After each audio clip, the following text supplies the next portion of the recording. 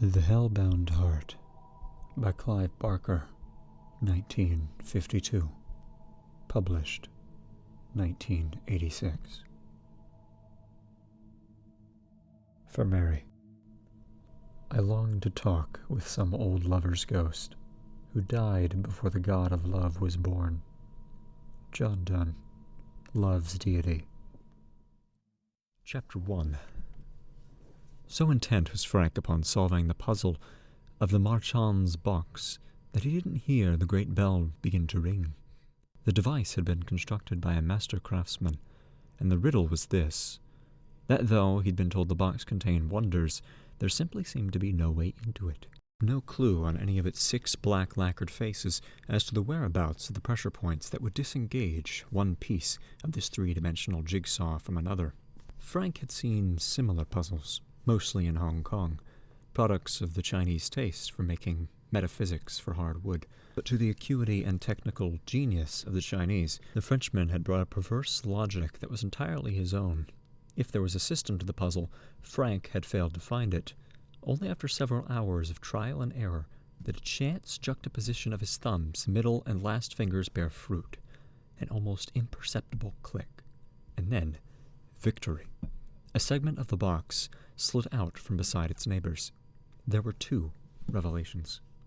The first, that the interior surfaces were brilliantly polished. Frank's reflection distorted, fragmented, skated across the lacquer. The second, that Lemarchand, who had been in his time a maker of singing birds, had constructed the box so that the opening, it tripped a musical mechanism, which began to tinkle a short rondo of sublime banality.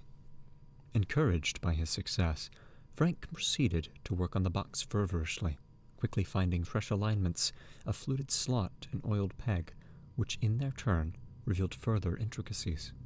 And with each solution, each new half-twist or pull, a further melodic element was brought into play, the tune counterpointed and developed until the initial caprice was all but lost in ornamentation. At some point in his labors, the bell had begun to ring, a steady, somber tolling. He had not heard, at least not consciously, but when the puzzle was almost finished, the mirrored innards of the box unknotted, he became aware that his stomach churned so violently at the sound of the bell it might have been ringing half a lifetime. He looked up from his work. For a few moments he supposed the noise to be coming from somewhere in the street outside, but he rapidly dismissed that notion. It had been almost midnight before he'd begun to work at the bird-maker's box. Several hours had gone by, hours he would not have remembered passing but for the evidence of his watch since then. There was no church in the city, however desperate for adherents, that would ring a summoning bell at such an hour. No, the sound was coming from somewhere much more distant, through the very door, as yet invisible, that Lemarchand's miraculous box had been constructed to open. Everything that Kircher, who had sold him the box, had promised of it was true. He was on the very threshold of a new world, a province infinitely far from the room in which he sat. Infinitely far, yet now suddenly near. The thought had made his breath quick. He had anticipated this moment so keenly, planned with every wit he possessed this rending of the veil. In moments they would be here.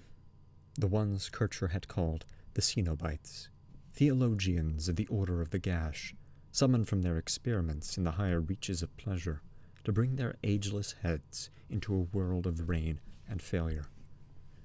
He had worked ceaselessly in the preceding week to prepare the room for them. The bare boards had been meticulously scrubbed and strewn with petals. Upon the west wall he had set up a kind of altar to them, decorated with the kind of placatory offerings Kircher had assured him would nurture their good offices. Bones, bonbons, needles. A jug of his urine, the product of 7 days' collection, stood on the left of the altar. Should they require some spontaneous gesture of self-defilement, on the right, a plate of doves' heads, which Kircher had also advised him to have on hand. He had left no part of the invocation ritual unobserved. No cardinal, eager for the fisherman's shoes, could have been more diligent. But now, as the sound of the bell became louder, drowning out the music box. He was afraid. Too late, he murmured to himself, hoping to quell his rising fear. Lemarchand's device was undone. The final trick had been turned. Besides, hadn't he risked both life and sanity to make this unveiling possible? The doorway was even now opening to pleasures no more than a handful of humans had ever known existed, much less tasted. Pleasures which would redefine the parameters of sensation, which would release him from the dull round of desire, seduction, and disappointment that had dogged him in the late adolescence. He would be transformed by that knowledge, wouldn't he? No man could experience the profundity of such feeling and remain unchanged. The bare bulb in the middle of the room dimmed and brightened and dimmed again. It had taken on the rhythm of the bell, burning its hottest on each chime. In the troughs between the chimes, the darkness in the room became utter. It was as if the world he had occupied for 29 years had ceased to exist. The bell would sound again, and the bulb burned so strongly it might never have faltered. And for a few precious seconds, he was standing in a familiar place, with a door that led out and down into the street, and a window through which, had he but the will or strength to tear the blinds back, he might glimpse a rumor of morning. With each peal, the bulb's light was becoming more revelatory. By it, he saw the east wall flayed, saw the brick momentarily lose solidity and blow away, saw, in that same instant, the place beyond the room from which the bell's din was issuing. A world of birds, was it? Vast black birds caught in perpetual tempest. That was all the sense he could make of the province from which even now the hierophants were coming, that it was in confusion and full of brittle and broken things that rose and fell and filled the dark air with their fright. And then the wall was solid again, and the bell fell silent. The bulb flickered out.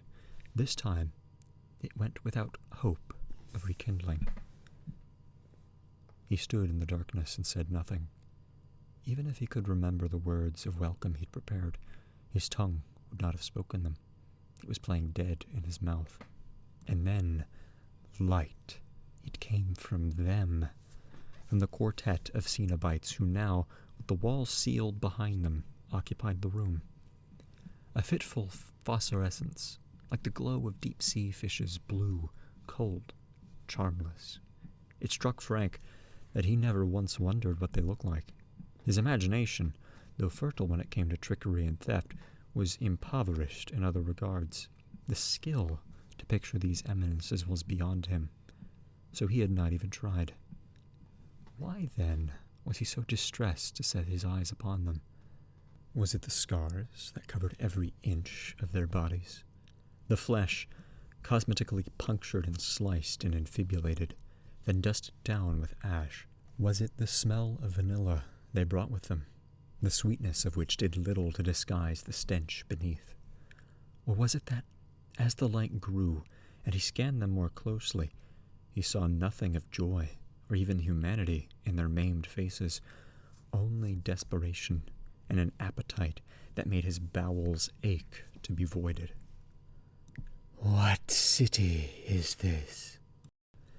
one of the four inquired. Frank had difficulty guessing the speaker's gender with any certainty. Its clothes, some of which were sewn to and through its skin, hid its private parts, and there was nothing in the dregs of its voice, or in its willfully disfigured features that offered the least clue. When it spoke, the hooks that transfixed the flaps in its eyes and were wed by an intricate system of chains that passed through flesh and bone alike, the similar hooks through the lower lip were teased by the motion, exposing the glistening meat beneath. "I asked you a question," it said. Frank made no reply. The name of this city was the last thing on his mind. "Do you understand?" the figure behind the first speaker demanded, its voice unlike that of its companion, was light and breathy, the voice of an excited girl. Every inch of its head had been tattooed with an intricate grid, and at every intersection of horizontal and vertical axes, a jeweled pin driven through the bone. Its tongue was similarly decorated. "Do you even know who we are?" it asked. "Yes," Frank said at last. "I know." Of course he knew. He and Kircher had spent long nights talking of hints gleaned from the diaries of Bolingbroke and Giles the Rays. All that mankind knew of the Order of the Gash, he knew. And yet, he had expected something different, expected some sign of the numberless splendors they had access to. He had thought they would come with women, at least oiled women, milked women, women shaved and muscled for the act of love, their lips perfumed, their thighs trembling to spread, their buttocks weighty, the way he liked them. He had expected sighs and languid bodies spread on the floor underfoot like a living carpet. He expected virgin whores whose every crevice was his for the asking, and whose skills would press him upward, to up-dreamed of ecstasies. The world would be forgotten in their arms. He would have been exalted by his lust instead of despised for it. But no women, no sighs, only these sexless things with their corrugated flesh. Now, the third spoke. Its features were so heavily scarified, the wounds nurtured until they ballooned, that its eyes were invisible and its words corrupted by the disfigurement of its mouth. "What do you want?" it asked him. He perused the questioner more confidently than he had the other two. His fear was draining away with every second that passed. Memories of the terrifying place beyond the wall were already receding. He was left with these decrepit decadents, with their stench, their queer deformity, their self-evident frailty. The only thing he had to fear was nausea. "Kircher told me there would be 5 of you," Frank said. "The engineer will arrive should the moment merit," came the reply. "Now again, we ask you, what do you want?" Why should he not answer them straight? "Pleasure," he replied. "Kircher said you know about pleasure." "Oh, we do," said the first of them. "Everything you've ever wanted." "Yes?" Of course. It stared at him with all too naked eyes. "What have you dreamed?" it said. The question, put so badly, confounded him. How could he hope to articulate the nature of the phantasms his libido had created? He was still searching for the words when one of them said, "This world, it disappoints you?" "Pretty much," he replied. "You're not the first to tire of its frivolities," came the response. "There have been others." "Not many," the gridded face put in. "True. A handful at best, but a few have dared to use Lemarchand's configuration. Men like yourself, hungry for new possibilities, who've heard that we have skills unknown to your region."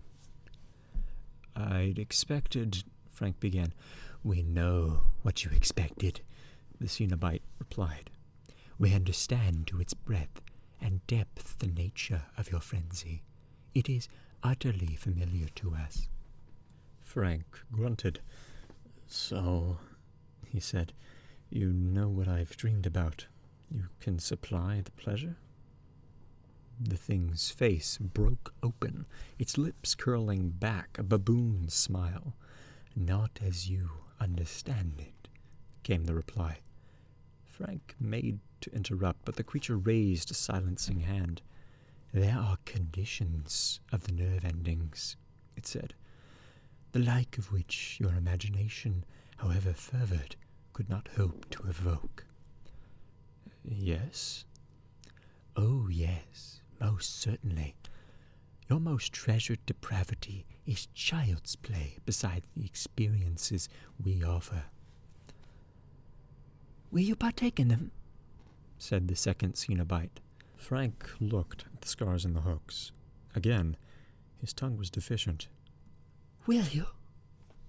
Outside, somewhere near, the world would soon be waking.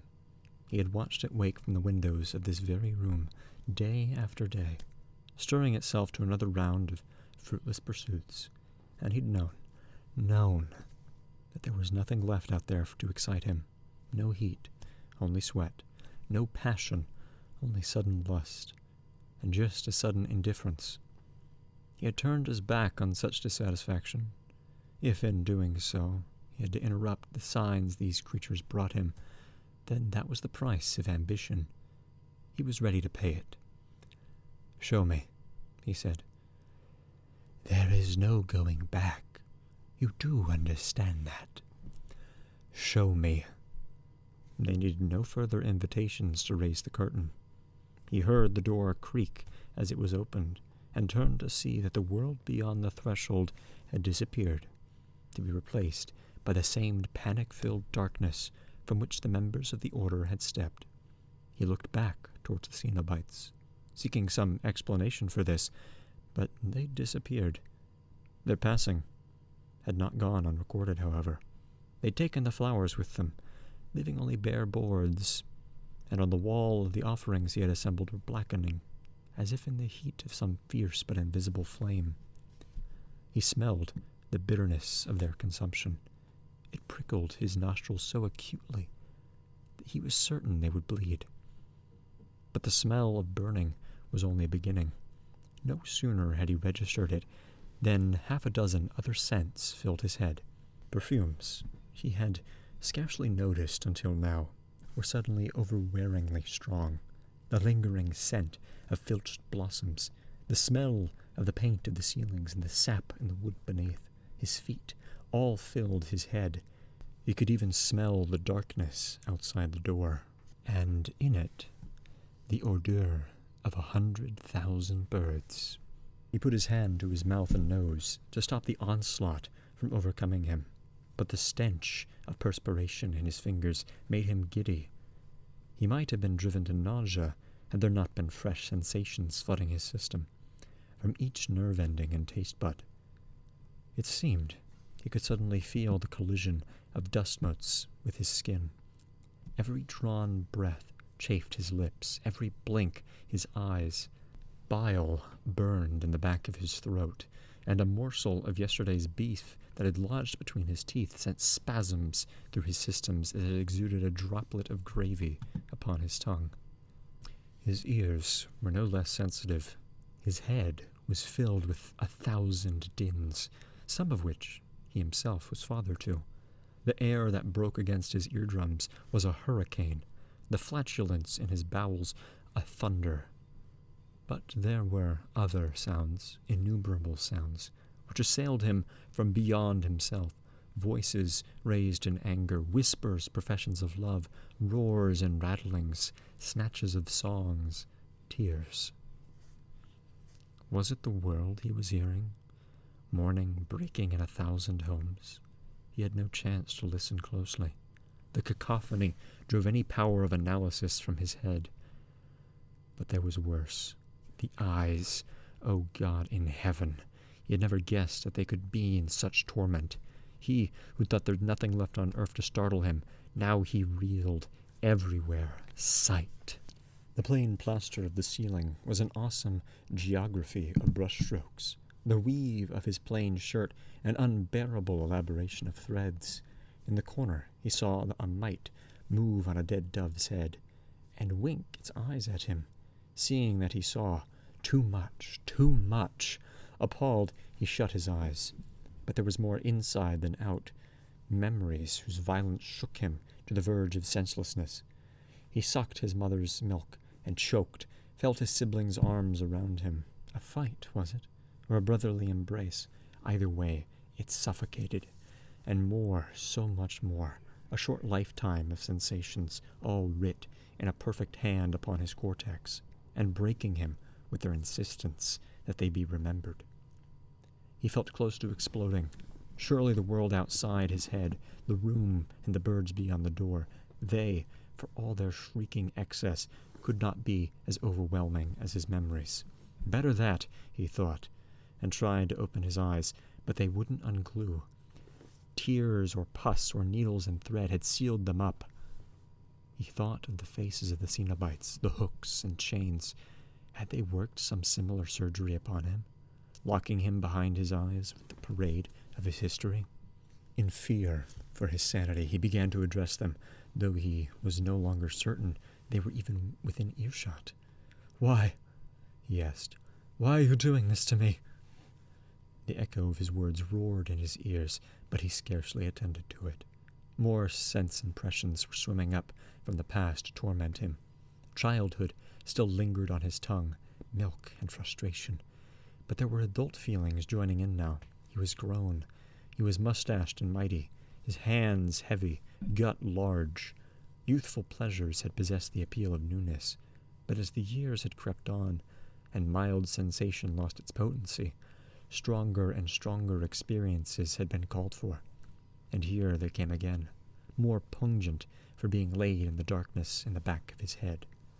He felt untold taste upon his tongue, bitter, sweet, sour, salty, smelled spice and shit and his mother's hair, saw cities and skies, saw speed, saw deeps, broke bread with men, now dead, and was scalded by the heat of their spittle on his cheek. And of course, there were women. Always, amid the flurry and confusion, memories of women appeared, assaulting him with their scents, their textures, their tastes. The proximity of this harem aroused him, despite circumstances. He opened his trousers and caressed his cock, more eager to have the seed spilled, and so be freed of these creatures than for the pleasure of it. He was dimly aware, as he worked his inches, that he might make a pitiful sight, a blind man in an empty room, aroused for a dream's sake. But the racking, joyless orgasm failed to even slow the relentless display. His knees buckled, and his body collapsed to the floorboards where his spunk had fallen. There was a spasm of pain as he hit the floor, but the response was washed away before another wave of memories. He rolled onto his back and screamed and begged for it to end, but the sensations only rose higher still, whipped to fresh heights with every prayer for cessation he offered up. The pleas became a single sound, words and sense eclipsed by panic. It seemed there was no end to this but madness, no hope but to be lost. As he formulated this last despairing thought, the torment stopped. All at once, all of it, gone. Sight, sound, touch, taste, smell. He was abruptly bereft of them all. There were seconds, then, when he doubted his very existence. 2 heartbeats. 3. 4. On the 5th beat, he opened his eyes. The room was empty. The doves and the piss-pot gone. The door was closed. Gingerly, he sat up. His limbs were tingling. His head, wrist, and bladder ached. And then a movement at the other end of the room drew his attention. Where, 2 moments before, there had been an empty space, there was now a figure. It was the 4th Cenobite, the one that had never spoken, nor shown its face. Not it, he now saw, but she. The hood it had been worn had been discarded, as had the robes. The woman beneath was gray, yet gleaming, her lips bloody, her legs parted so that the elaborate scarification of her pubis was displayed. She sat on a pile of rotting human heads and smiled in welcome. The collision of sensuality and death appalled him. Could he have any doubts that she had personally dispatched these victims? Their rot was beneath her nails, and their tongues, 20 or more, lay out in ranks on her oiled thighs, as if awaiting entrance. Nor did he doubt that the brains now seeping from their ears and nostrils had been driven to insanity before a blow or a kiss had stopped their hearts. Kircher had lied to him. Either that, or he'd been horribly deceived. There was no pleasure in the air, or at least as humankind understood it. He had made a mistake opening Lemarchand's box, a very terrible mistake. "Oh, so you finished dreaming," said the Cenobite, perusing him as he lay panting on the bare boards. "Good." She stood up. The tongues fell to the floor like a rain of slugs. "Now we can begin," she said. Chapter 2. "It's not quite what I expected," Julia commented as they stood in the hallway. It was twilight, a cold day in August, not the ideal time to view a house that had been left empty for so long. "It needs work," Roy said. "That's all. It's not been touched since my grandmother died. That's the best part of 3 years. And I'm pretty sure she never did anything to it towards the end of her life." "And it's yours?" "Mine and Frank's. It was willed to us both, but when was the last time anybody saw Big Brother?" She shrugged, as if she couldn't remember, though she remembered very well. A week before the wedding. "Someone said he spent a few days here last summer. Running away, no doubt. But he was off again. He's got no interest in the property." "But suppose we move in, and then he comes back. Wants what's his." "I'll buy him out. I'll get a loan from the bank and buy him out. He's always hard up for cash." She nodded, but looked less than persuaded. "Don't worry," he said, going to where she was standing and wrapping his arms around her. "The place is ours, doll. We can paint it and pamper it and make it like heaven." He scanned her face. Sometimes, particularly when doubt moved her, as it did now, her beauty became close to frightening him. "Trust me," he said. "I do."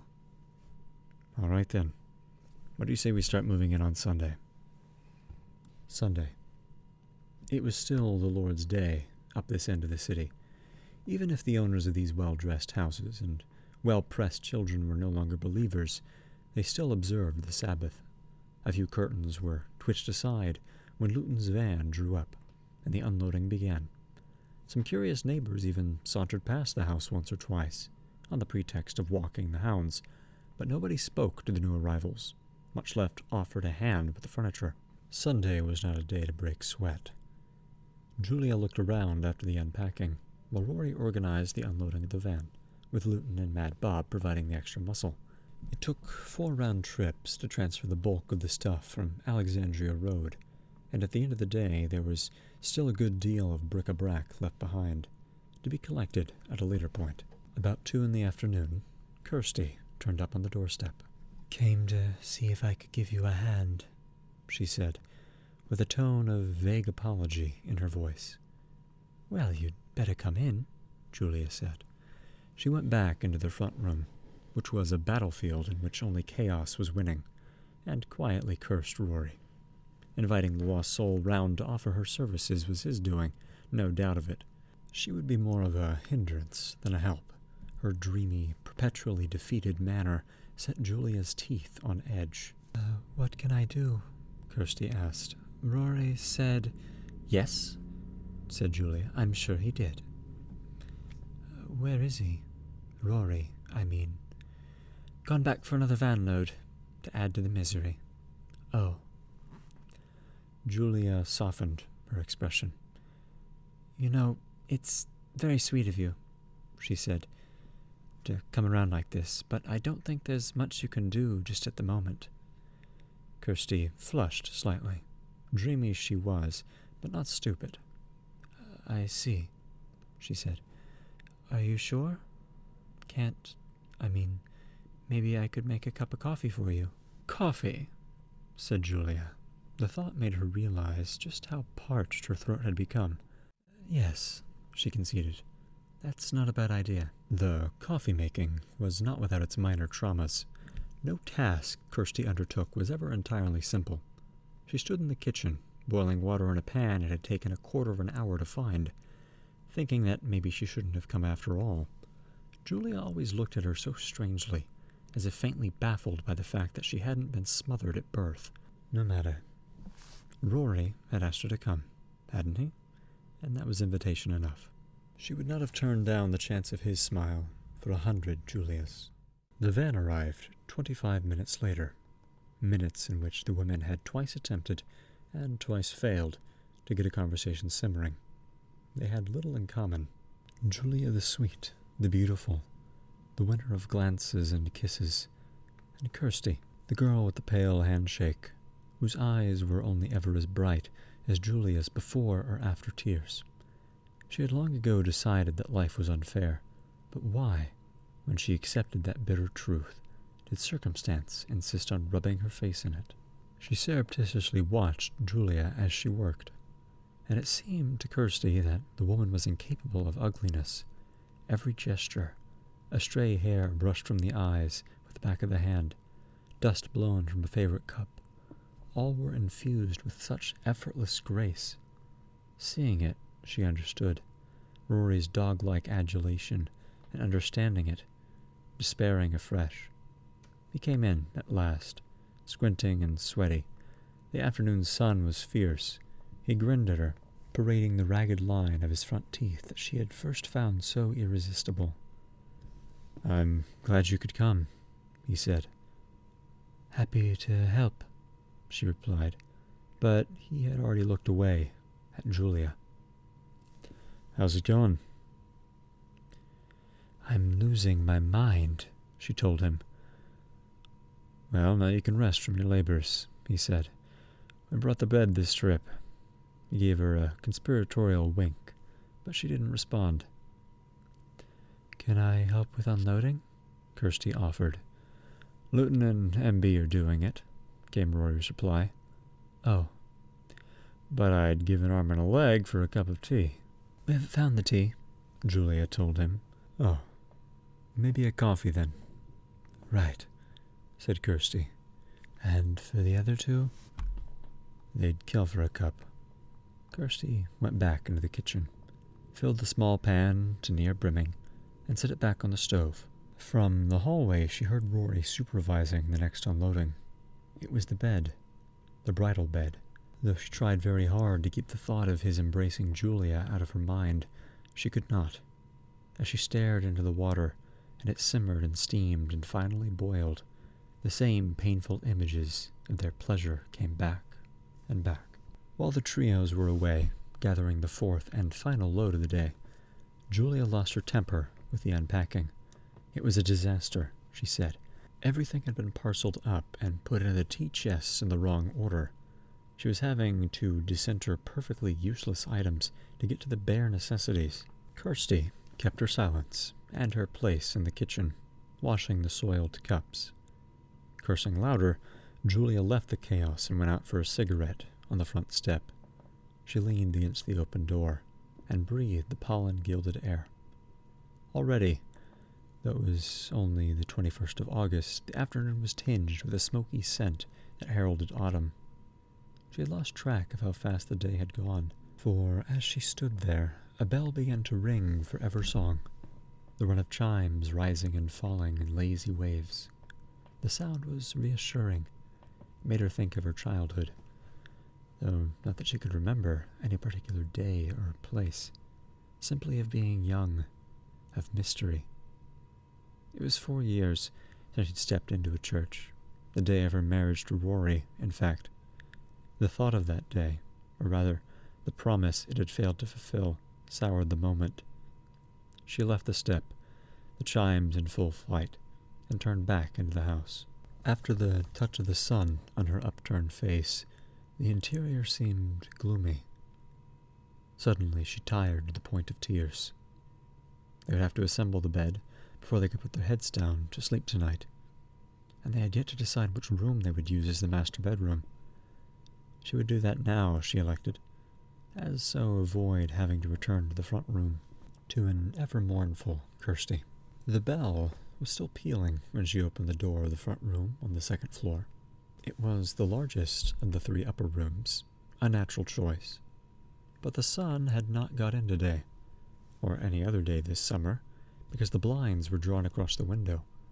The room was consequently chillier than anywhere else in the house, the air stagnant. She crossed the stained floorboards to the window, intending to remove the blind. At the sill, a strange thing. The blind had been securely nailed to the window frame, effectively cutting out the least intrusion of light from the sunlit street beyond. She tried to pull the material free, but failed. The workman, whoever he'd been, had done a thorough job. No matter. She'd have Rory take a claw hammer to the nails when he got back. She turned from the window, and as she did so, she was suddenly forcibly aware that the bell was still summoning the faithful. Were they not coming tonight? Was the hook not sufficiently bathed with promises of paradise? The thought was only half alive. It withered in moments, but the bell rolled on, reverberating around the room. Her limbs, already aching with fatigue, seemed dragged down further by each peal. Her head throbbed intolerably. The room was hateful, she decided. It was stale, and its benighted walls clammy. Despite its size, she would not let Rory persuade her into using it as a master bedroom. Let it rot. She started towards the door, but as she came within a yard of it, the corners of the room seemed to creak, and the door slammed. Her nerves jangled. It was all she could do to prevent herself from sobbing. Instead, she simply said, "Go to hell," and snatched at the handle. It turned easily. Why should it not? Yet she was relieved, and the door swung open. From the hall below, a splash of warmth and ochre light. She closed the door behind her, and with queer satisfaction, the root of which she couldn't or wouldn't fathom, turned the key in the lock. As she did so, the bell stopped. "But it's the biggest of the rooms." "I don't like it, Rory. It's damp. We can use the back room." "If we can get the bloody bed through the door." "Of course we can. You know we can." "Seems like a waste of a good room," he protested, knowing full well that this was a fait accompli. "Mother knows best," she told him, and smiled at him with eyes whose luster was far from maternal. Chapter 3. The seasons long for each other, like men and women, in order that they may be cured of their excesses. Spring, if it lingers for more than a week beyond its span, starts to hunger for summer to end the days, a perpetual promise. Summer, in its turn, soon begins to sweat for something to quench its heat, and the mellowest of autumns will tire of gentility at last, and ache for a quick, sharp frost to kill its fruitfulness. Even winter, the hardest season, with most implacable dreams, as February creeps on, of the flame that will presently melt it away. Everything tires with time, and starts to seek some opposition to save it from itself. So, August gave way to September, and there were few complaints. With work, the house on Lodovico Street began to look more hospitable. There were even visits from neighbors, who, after sizing up the couple, spoke freely of how happy they were to have number 55 occupied again. Only one of them made any mention of Frank, referring in passing to the odd fellow who had lived in the house for a few weeks the previous summer. There was a moment of embarrassment when Rory revealed the tenant to have been his brother, but it was soon glossed over by Julia, whose power to charm knew no bounds. Rory had seldom made mention of Frank during the years of his marriage to Julia, though he and his brother were only 18 months apart in age, and had, as children, been inseparable. This Julia had learned on occasion of drunken reminiscing, a month or two before the wedding. When Rory had spoken in length about Frank, it had been melancholy talk. The brothers' paths had diverged considerably once they'd passed through adolescence, and Roy regretted it. Regretted still more the pain Frank's wild lifestyle had brought to their parents. It seemed that when Frank appeared, once in a blue moon, from whichever corner of the globe he was presently laying waste, he only brought grief. His tales of adventures in the shallows of criminality, his talk of whores and petty theft, all appalled their parents. But there had been worse. or so Rory had said. In his wilder moments, Frank had talked of a life lived in delirium, of an appetite for experience that conceded no moral imperative. Was it the tone of Rory's telling, a mixture of revulsion and envy, that had so piqued Julia's curiosity? Whatever the reason, she had been quickly seized by an unquenchable curiosity concerning this madman. Then, barely a fortnight before the wedding, the black sheep had appeared in the flesh. Things had gone well for him of late. He was wearing gold rings on his fingers, and his skin was tight and tanned. There was little outward sign of the monster Rory had described. Brother Frank was smooth as a polished stone. He had succumbed to his charm within hours. A strange time ensued. As the days crept toward the date of the wedding, she found herself thinking less and less of her husband-to-be, and more of his brother. They were not wholly dissimilar. A certain lilt in their voices, and their easy manner, marked them as siblings. But to Rory's qualities, Frank brought something his brother would never have, a beautiful desperation. Perhaps what happened next had been inevitable, and no matter how hard she'd fought her instincts, she would have only postponed the consummation of their feelings for each other. At least, that is how she tried to excuse herself later. But when all the self-recrimination was done with, she still treasured the memory of their first and last encounter. Kirsty had been at the house, hadn't she? On some matrimonial business when Frank had arrived? But by that telepathy, that comes with desire, and fades with it. Julia had known that today was the day. She'd left Kirsty to her list-making or such like, and taken Frank upstairs on the pretext of showing him the wedding dress. That was how she remembered it, that he'd asked to see the dress, and she'd put the veil on, laughing to think of herself in white, and then he'd been at her left shoulder, lifting the veil, and she'd laughed on, laughed and laughed, as though to test the strength of his purpose. He had not been cooled by her mirth, however, nor had he wasted time with the niceties of his seduction. The smooth exterior gave way to cruder stuff almost immediately. Their coupling had in every regard but the matter of her acquiescence all the aggression and joylessness of rape. Memory sweetened events, of course, and in the 4 years and 5 months since that afternoon, she'd replayed the scene often. Now, in remembering it, the bruises were trophies of their passion, her tears proof positive of her feelings for him. The day following, he disappeared, flitted off to Bangkok or Easter Island, some place where he had no debts to answer. She mourned him, couldn't help it.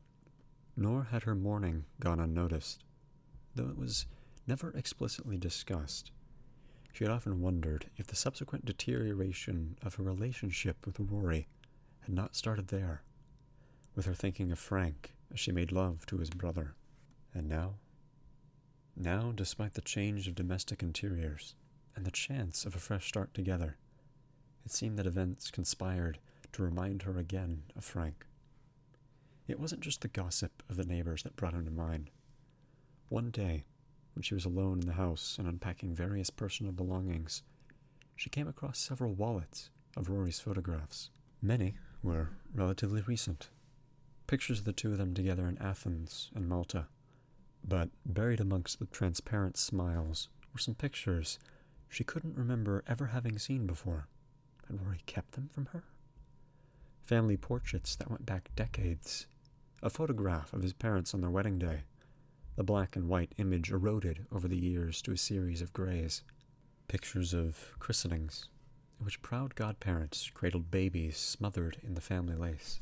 And then, photographs of the brothers together, as toddlers, with wide eyes as surely schoolchildren, snapped at gymnastic displays and in school pageants.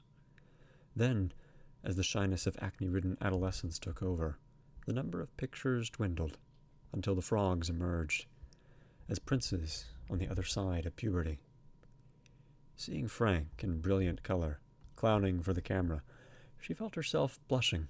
He had been an exhibitionist youth, predictably enough, always dressed à la mode. Rory, by comparison, looked dowdy. It seemed to her that the brothers' future lives were sketched in those early portraits. Frank, the smiling, seductive chameleon. Rory, the solid citizen. She had packed the pictures away at last, and found that when she stood up, that with the blushes had come tears, not of regret. She had no use for that. It was fury that made her eyes sting. Somehow, between one breath and the next, she'd lost herself. She knew, too, with perfect certainty, when her grip had first faltered, lying on a bed of wedding lace, while Frank beset her neck with kisses. Once in a while, she went up to the room with the sealed blinds. So far, they'd done little decorating work on the upper floors, preferring to first organize the areas in public gaze. The room had therefore remained untouched, unentered, indeed, except for the few visits of hers. She wasn't entirely sure why she went up, nor how to account for the odd assortment of feelings that beset her while there. But there was something about the dark interior that gave her comfort. It was a womb of sorts, a dead woman's womb. Sometimes, when Rory was at work, she simply took herself up the stairs and sat in the stillness, thinking of nothing, or at least nothing she could put words to. Those sojourns made her feel oddly guilty, and she tried to stay away from the room when Rory was around. But it wasn't always possible. Sometimes her feet took her there, without instruction to do so. It happened thus that Saturday, the day of the blood. She had been watching Rory at work on the kitchen door, chiseling several layers of paint from around the hinges, when she seemed to hear the room call. Satisfied that he was thoroughly engrossed in his chores, she went upstairs. It was cooler than usual, and she was glad of it. She put her hand to the wall, and then transferred her chilled palm to her forehead. No use, she murmured to herself, picturing the man at work downstairs. She didn't love him, no more than he, beneath his infatuation with her face, loved her. He chiseled in a world of his own. She suffered here, far removed from him. Downstairs, the sound made Rory lose his concentration. The chisel jumped its groove and sliced deeply into the thumb of his left hand. He shouted as a gush of color came. The chisel hit the floor. Hell and damnation. She heard, but did nothing. Too late. She surfaced through the stupor of her melancholy to realize that he was coming upstairs. Fumbling for the key, an excuse to justify her presence in the room, she stood up, but he was already in the door, crossing the threshold, rushing toward her. His right hand clamped ineptly around his left. Blood was coming in abundance. It welled up between his fingers and dribbled down his arm, dripping from his elbow, adding stain to stain on the bare boards. "What have you done?" she asked him. "What does it look like?" he said through gritted teeth. "Cut myself." His face and neck had gone the color of window putty. She'd seen him like this before. He had, on occasion, passed out at the sight of his own blood. "Do something," he said queasily. "Is it deep?" "I don't know," he yelled at her. "I don't want to look." He was ridiculous, she thought, but this wasn't the time to give vent to the contempt she felt. Instead, she took his bloody hand in hers, while he looked away, prized the palm from the cut. It was sizable, and still bleeding profusely. Deep blood. Dark blood. "I think we'd better take you off to the hospital," she told him. "Can you cover it up?" he asked, his voice devoid of anger now. "Sure. I'll get a clean binding. Come on." "No," he said, shaking his ashen face. "If I take a step, I think I'll pass out." "Stay here, then," she soothed him. "You'll be fine." Finding no bandages in the bathroom cabinet, the equal of the staunching, she fetched a few clean handkerchiefs from his drawer, went back into the room. He was leaning against the wall now, his skin glossy with sweat. He had patted in the blood he'd shed. She could taste the tang of it in the air. Still, quietly reassuring him that he wouldn't die of a 2-inch cut, she wound a handkerchief around his hand, bound it on with the second, then escorted him trembling like a leaf down the stairs, one by one, like a child, and out to the car. At the hospital they waited an hour, in a queue for the walking wounded, before he was finally seen and stitched up. It was difficult for her to know, in retrospect, what was more comical about the episode, his weakness, or the extravagance of his subsequent gratitude. She told him, when he became fulsome, that she didn't want thanks from him, and it was true.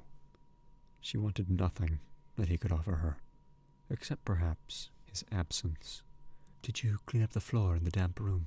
she asked him, the following day. They'd called it the damp room since that first Sunday, but there was not a sign of rot from ceiling to skirting board. Rory looked up from his magazine. Grey moons hung beneath his eyes. He hadn't slept well, so he'd said. A cut finger, and he had nightmares of mortality. She, on the other hand, had slept like a babe. "What did you say?" he asked her. "The floor," she said again. "There was blood on the floor. You cleaned it up." He shook his head. "No," he simply said, and returned to the magazine. "Well, I didn't," she said. He offered her an indulgent smile. "You're such a perfect hausfrau," he said. "You don't even know when you're doing it." The subject was closed there. He was content, apparently, to believe that she was quietly losing her sanity. She, on the other hand, had the strangest sense that she was about to find it again. Chapter 4. Kirsty hated parties, the smiles to be pasted on over the panic, the glances to be interrupted, and worst, the conversation. She had nothing, to say the least, interest in the world. Of this she had long been convinced. She'd watched too many eyes glaze over to believe otherwise, seen every device known to man for weeding oneself out of the company of the dull, from "Will you excuse me? I believe I see my accountant," to passing out dead drunk at her feet. But Rory had insisted she come to the housewarming. Just a few close friends, he'd promised. She'd said yes, knowing all too well what scenario would ensue from refusal. Moping at home, in a stew of self-recrimination, cursing her cowardice, and thinking of Rory's sweet face. The gathering wasn't such a torment, as it turned out. There was only 9 guests in total, all of whom she knew vaguely, which made it easier. They didn't expect her to illuminate the room, only to nod and laugh where appropriate. And Rory, his hand still bound up, was at his most winning, full of guilelessness and bonhomie. She even wondered if Neville, one of Rory's work colleagues, wasn't making eyes at her behind his spectacles, a suspicion that was confirmed in the middle of the evening when he maneuvered himself to her side and inquired whether she had any interest in cat breeding. She told him she hadn't, but was always interested in new experiences. He seemed delighted, and on this fragile pretext proceeded to ply her with inquiries for the rest of the night. By 11:30, she was a woozy but happy wreck, prompted by the most casual remark to ever more painful fits of giggling. A little after midnight, Julia declared that she was tired and wanted to go to bed. The statement was taken as a general cue for dispersal, but Rory would have none of it. He was up and refilling glasses before anyone had a chance to protest. Kirsty was certain she caught a look of displeasure cross Julia's face. Then it passed, and the brow was unsullied once again. She said her good nights, was complimented profusely on her skills with calf's liver, and went to bed. The flawlessly beautiful were flawlessly happy, weren't they? To Kirsty, this had always seemed self-evident. Tonight, however, the alcohol made her wonder if envy hadn't blinded her. Perhaps to be flawless was another kind of sadness. But her spinning head had an inept hold on such ruminations, and the next minute Rory was up and telling a joke about a gorilla and a Jesuit that had her choking on her drink before he'd even gotten to the votive candles. Upstairs, Julia heard a fresh bout of laughter. She was indeed tired, as she'd claimed, but it wasn't the cooking that had exhausted her. It was the effort of suppressing her contempt for the damn fools who were gathered in the lounge below. She'd called them friends once, these half-wits, with their poor jokes and their poor pretensions. She had played along with them for several hours. It was enough. Now she needed some cool place, some darkness. As soon as she opened the door to the damp room, she knew things were not quite as they had been. The light from the shadeless bulb on the landing illuminated the boards where Rory's blood had fallen. Now, so clean they might have been scrubbed. Beyond the reach of the light, the room bowed to darkness. She stepped in and closed the door. The lock clicked into place at her back. The dark was almost perfect, and she was glad of it. Her eyes rested against the night, their surfaces chilled. Then, from the far side of the room, she heard a sound. It was no louder than the din of a cockroach running behind the skirting boards. After seconds, it stopped. She held her breath. It came again. This time there seemed to be a pattern to the sound, a primitive code. They were laughing like loons downstairs. The noise awoke desperation in her. What would she not do to be free of such company? She swallowed and spoke to the darkness. "I hear you," she said, not certain of why the words came, or to whom they were addressed. The cockroach scratches ceased for a moment, and then began again, more urgently. She stepped away from the door and moved towards the noise.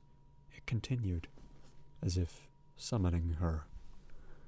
It was easy to miscalculate in the dark, and she reached the wall before she'd expected to.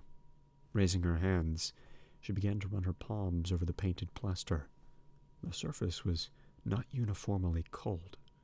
There was a place, she judged it to be halfway between the door and the window, where the chill became so intense that she had to break contact.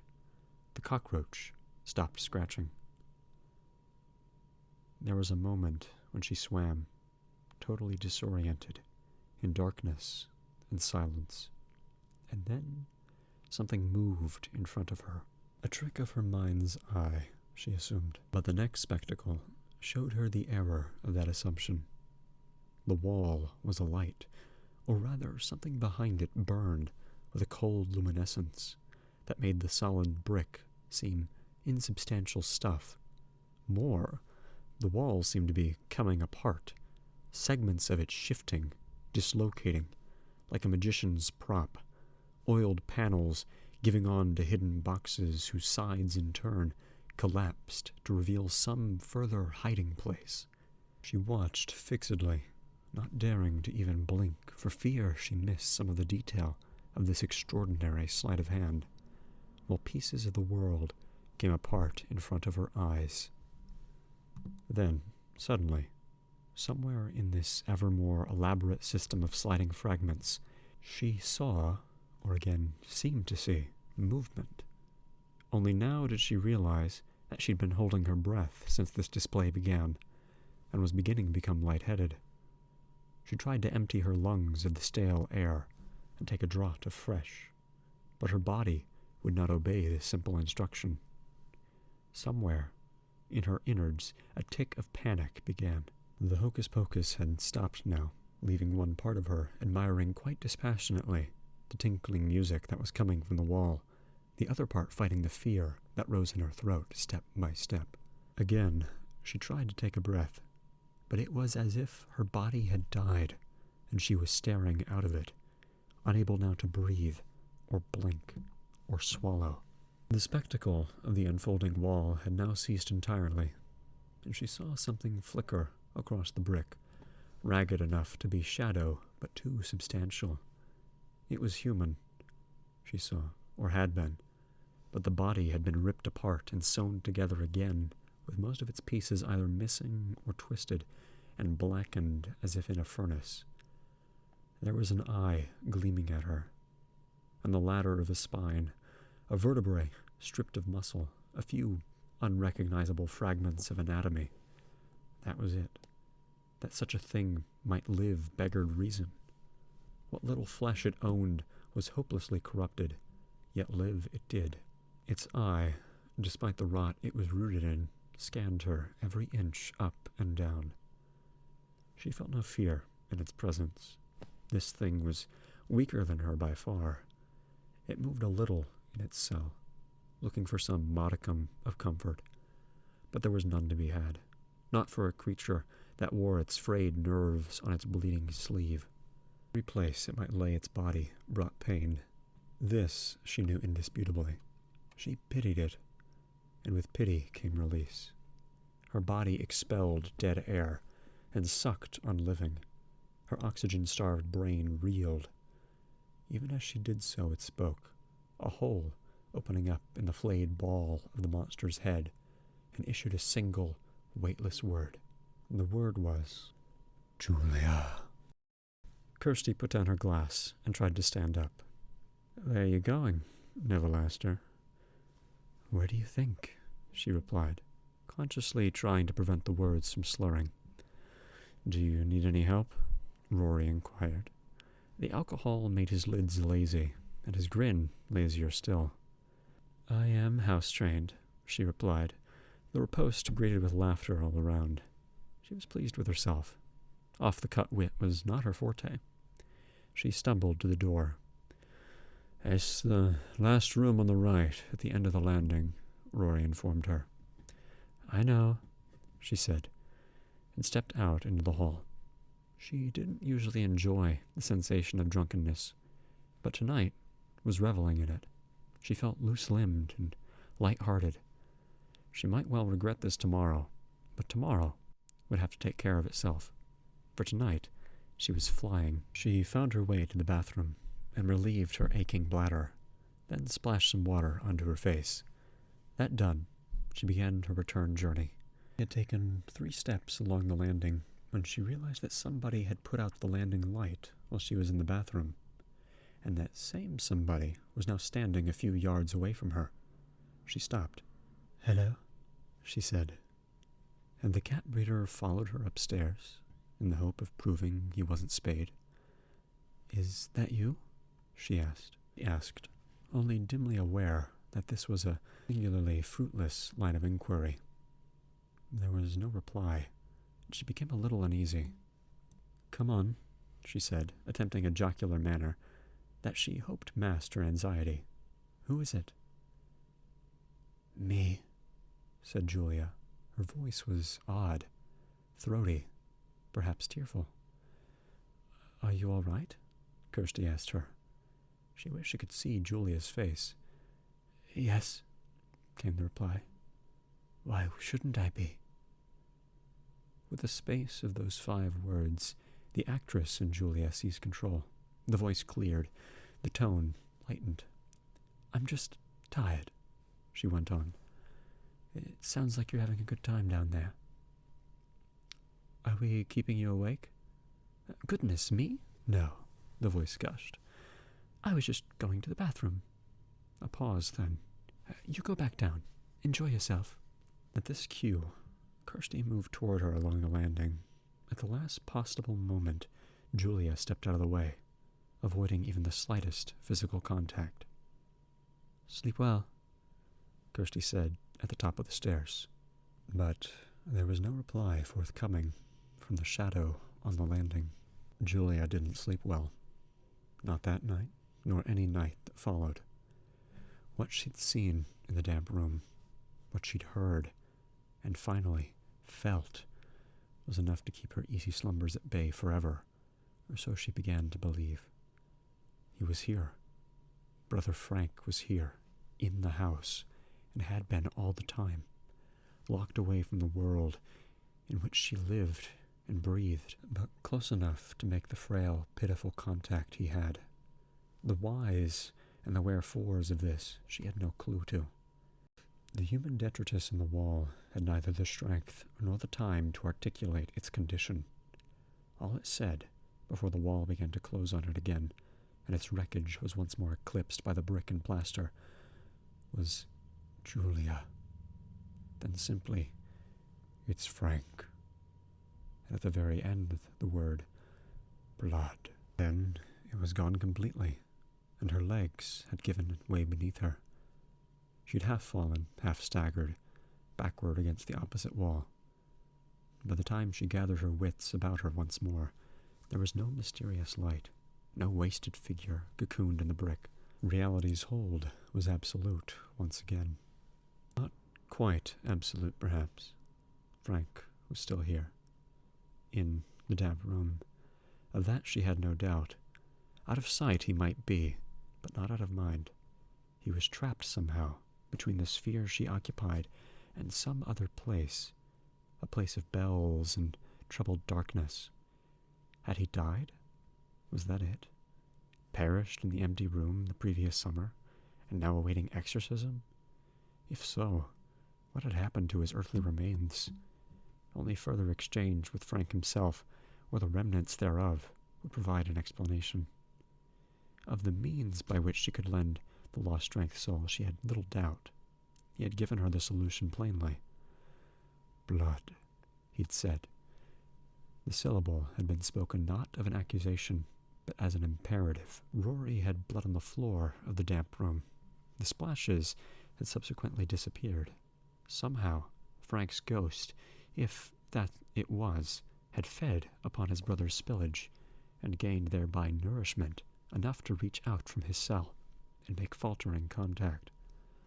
What more might be achieved if the supply were larger? She thought of Frank's embraces, of his roughness, his hardness, of the insistence he had brought to bear upon her. What would she not give to have such insistence again?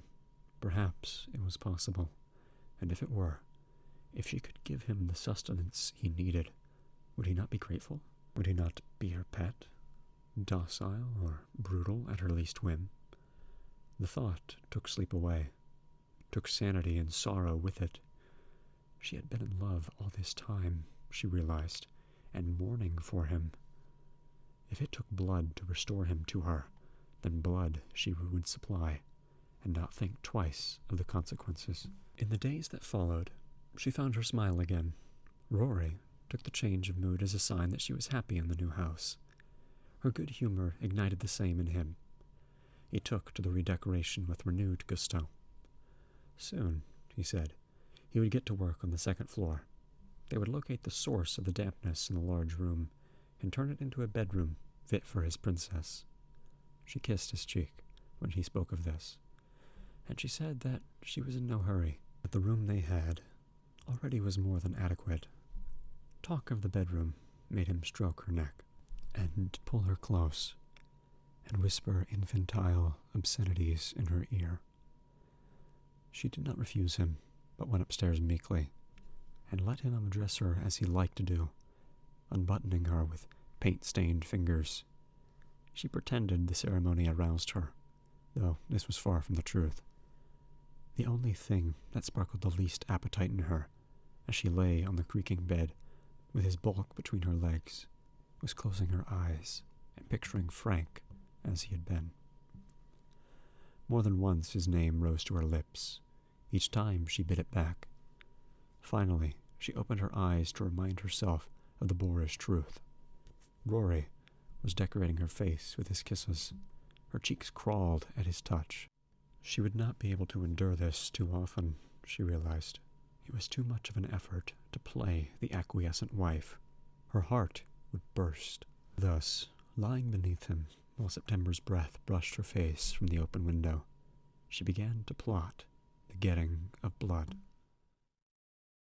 Chapter 5. Sometimes it seemed that eons came and went while he lingered in the wall. Eons that some clue would later reveal to have been the passing of hours, or even minutes. But now things had changed. He had a chance of escape. His spirit soared at the thought. It was a frail chance. He didn't deceive himself about that. There were several reasons his best efforts might falter. Julia, for one. He remembered her as a trite, preening woman, whose upbringing had curbed her capacity for passion. He had untamed her, of course, once. He remembered the day, among the thousands of times he had performed that act, with some satisfaction. She had resisted no more than was needful for her vanity, then succumbed with such naked fervor he had almost lost control of himself. In other circumstances, he might have snatched her from under her would-be husband's nose, but fraternal politics counseled otherwise. In a week or two, he would have tired of her, and been left with nothing, only with a woman whose body was already an eyesore to him, but also a vengeful brother at his heels. It hadn't been worth the hassle. Besides, there had been new worlds to conquer. He had left the day after to go to East, to Hong Kong and Sri Lanka, to wealth and adventure. He'd had them, too, at least for a while. But everything slipped through his fingers sooner or later. And with time, he began to wonder whether it was circumstance that denied him a good hold on his earnings, or whether he simply didn't care enough to keep what he had. The train of thought, once begun, was a runaway.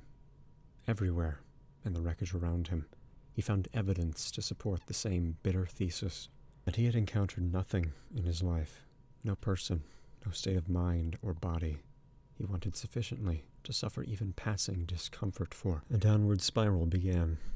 He spent 3 months in a wash of depression and self-pity that bordered on the suicidal, but even that solution was denied him by his newfound nihilism. If nothing was worth living for, it followed, didn't it, that there was nothing worth dying for either. He stumbled from one such sterility to the next, until all thoughts rotted away by whatever opiate his immoralities could earn him. How had he first heard about Lemarchand's box? He couldn't remember. In a bar, maybe, or a gutter, from the lips of a fellow derelict. At the time, it was merely a rumor, this dream of a pleasure dome, where those who had exhausted the trivial delights of the human condition might discover a fresh definition of joy. And the route to this paradise? There were several, he was told. Charts of the interface between the real and the realer still, made by travelers whose bones had long since gone to dust. One such chart was in the vaults of the Vatican, hidden in code in a theological work unread since the Reformation. Another, in the form of an origami exercise, was reported to have been in the possession of the Marquis de Sade, who used it while imprisoned in the Bastille, to barter with a guard for paper on which to write the 120 Days of Saddam. Yet another was made by a craftsman, a maker of singing birds called Lemarchand, in the form of a musical box, of such elaborate design a man might toy with it half a lifetime and never get inside. Stories, stories. But since he had come to believe in nothing at all, it was not so difficult to put the tyranny of verifiable truth out of his head, and it passed the time, musing drunkenly on such fantasies. It was in Dusseldorf, where he'd gone smuggling heroin, that he again encountered the story of Lemarchand's box. His curiosity was piqued once more, but this time he followed the story up until he found its source. The man's name was Kircher, though he probably laid claim to half a dozen others. Yes, the German could confirm the existence of the box, and yes, he could see his way to letting Frank have it. The price? Small favors here and there, nothing exceptional. Frank did the favors, washed his hands, and claimed his payment. There had been instructions from Kircher on how to best break the seal on the merchant's device, instructions that were part pragmatic, part metaphysical. To solve the puzzle is to travel, he said, or something like that. The box, it seemed, was not just a map of the road, but the road itself. This new addiction quickly cured him of dope and drink. Perhaps there were other ways to bend the world to suit the shape of his dreams. He came back to the house on Lodovico Street, to the empty house behind whose walls he was now imprisoned, and prepared himself, just as Kircher had detailed, for the challenge of solving Lemarchand's configuration. He had never in his life been so abstemious, nor so single-minded. In the days before the onslaught on the box, he led a life that would have shamed a saint, focusing all his energies on the ceremonies ahead. He had been arrogant in his dealing with the Order of the Gash. He saw that now, but there were everywhere, in the world and out of it, forces that encouraged such arrogance because they traded on it. That, in itself, would not have undone him. No. His real error had been the naive belief that his definition of pleasure significantly overlapped with that of the Cenobites. As it was, they had brought incalculable suffering. They had overdosed him on sensuality until his mind teetered on madness. Then they'd initiated him into experiences that his nerves still convulsed to recall. They had called it pleasure, and perhaps they'd meant it, perhaps not. It was impossible to know with these minds. They were so helplessly, flawlessly ambiguous. They recognized no principles of reward and punishment by which he'd hoped to win some respite from their tortures, nor were they touched by any appeal for mercy. He tried that over the weeks and months that separated the solving of the box from today. There was no compassion to be had on this side of the schism. There was only the weeping and the laughter. Tears of joy sometimes, for an hour without dread, a breath's length even, laughter, coming just as paradoxically in the face of some new horror, fashioned by the engineer for the provision of grief. There was a further sophistication to the torture, devised by a mind that understood exquisitely the nature of suffering. The prisoners were allowed to see into the world they had once occupied, their resting places when they were not enduring pleasure, looked out onto the very locations where they had once worked the configuration that had brought them there. In Frank's case, onto the upper room of number 55, Lodovico Street. For the best part of a year, it had been an unilluminating view. Nobody had ever stepped into the house. And then they'd come, Rory and the lovely Julia, and hope had begun again. There were ways to escape, he'd heard it whispered, loopholes in the system that might allow a mind, supple or cunning, enough egress into the room from which it had come. If a prisoner were able to make such an escape, there was no way that the Hierophants could follow. They had to be summoned across the schism. Without such an invitation, they were left like dogs on the doorstep, scratching and scratching, but unable to get in. Escape, therefore, if it could be achieved, brought with it a decree absolute, total dissolution from the mistaken marriage which the prisoner had made. It was a risk worth taking. Indeed, it was no risk at all. What punishment could be meted out worse than the thought of pain without hope of release? He had been lucky. Some prisoners had departed from the world without leaving sufficient sign of themselves from which, given an adequate collision of circumstances, their bodies might be remade. He had, almost his last act, bar the shouting, had been to empty his testicles onto the floor. Dead sperm was a meager keepsake of his essential self, but enough. When dear brother Rory, sweet butter-fingered Rory, had let his chisel slip, there was something of Frank to profit from the pain.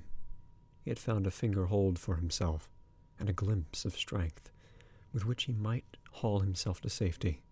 Now, it was up to Julia.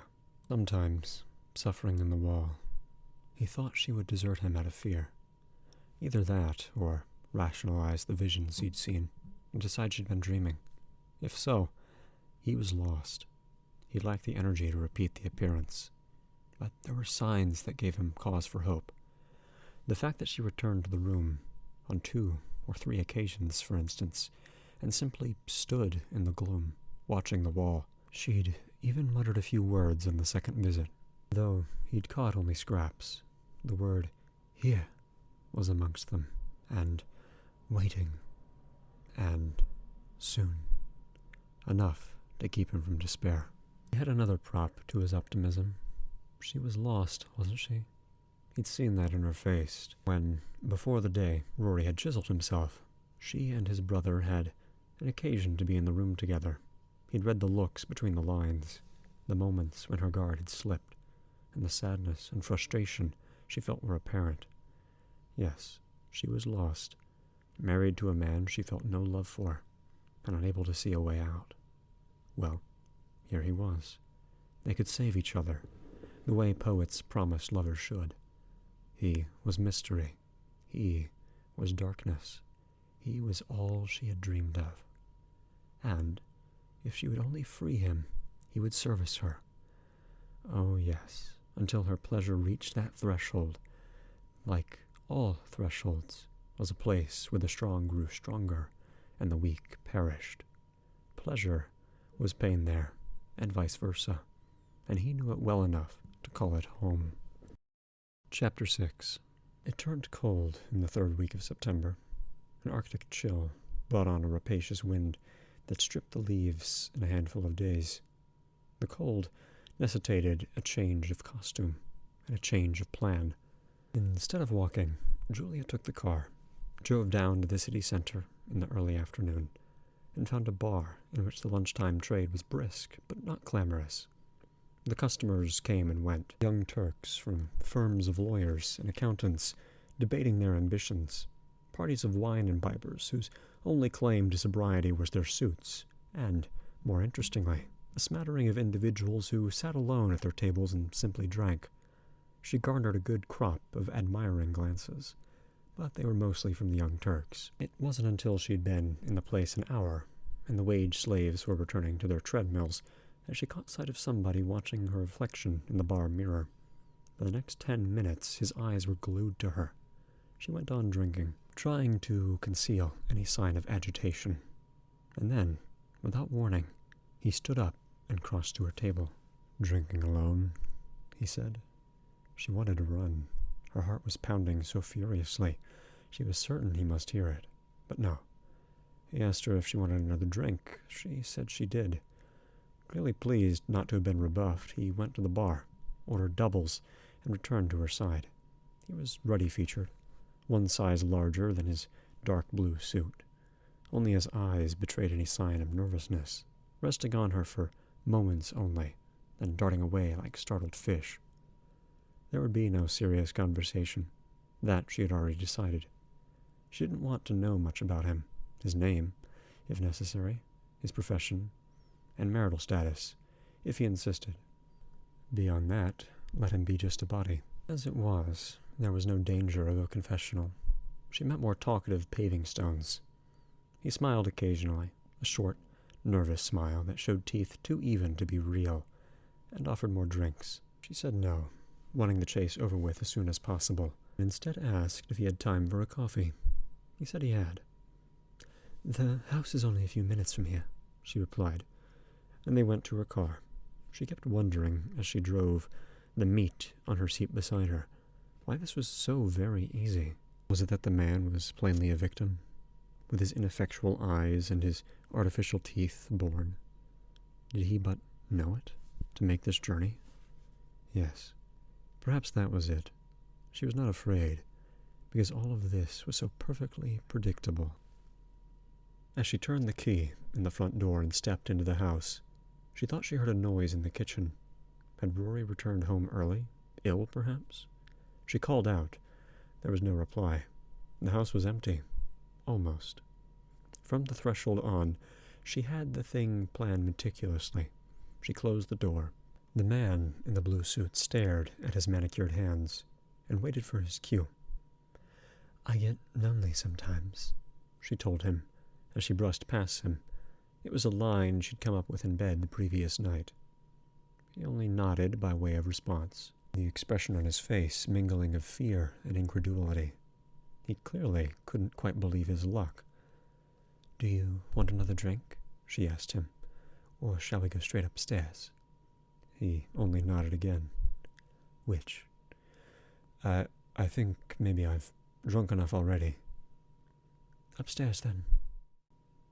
He made an indecisive move in her direction, as though he might have intended a kiss. She wanted no courtship, however. Skirting his touch, she crossed to the bottom of the stairs. "I'll lead," she said. Meekly, he followed. At the top of the steps, she glanced round at him, and caught him dabbing sweat from his chin with his handkerchief. She waited until he caught up with her, and then led him halfway along the landing to the damp room. The door had been left ajar. "Come on in," she said. He obeyed. Once inside, it took him a few moments to become accustomed to the gloom, and a further time to give voice to his observation. "There's no bed." She closed the door and switched on the light. She had hung one of Rory's old jackets on the back of the door. In its pocket she'd left the knife. He said again, "No bed."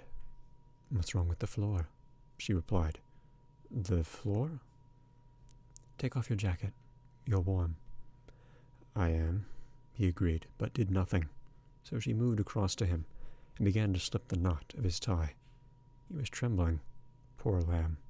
Poor bleatless lamb. While she removed the tie, he began to shrug off his jacket.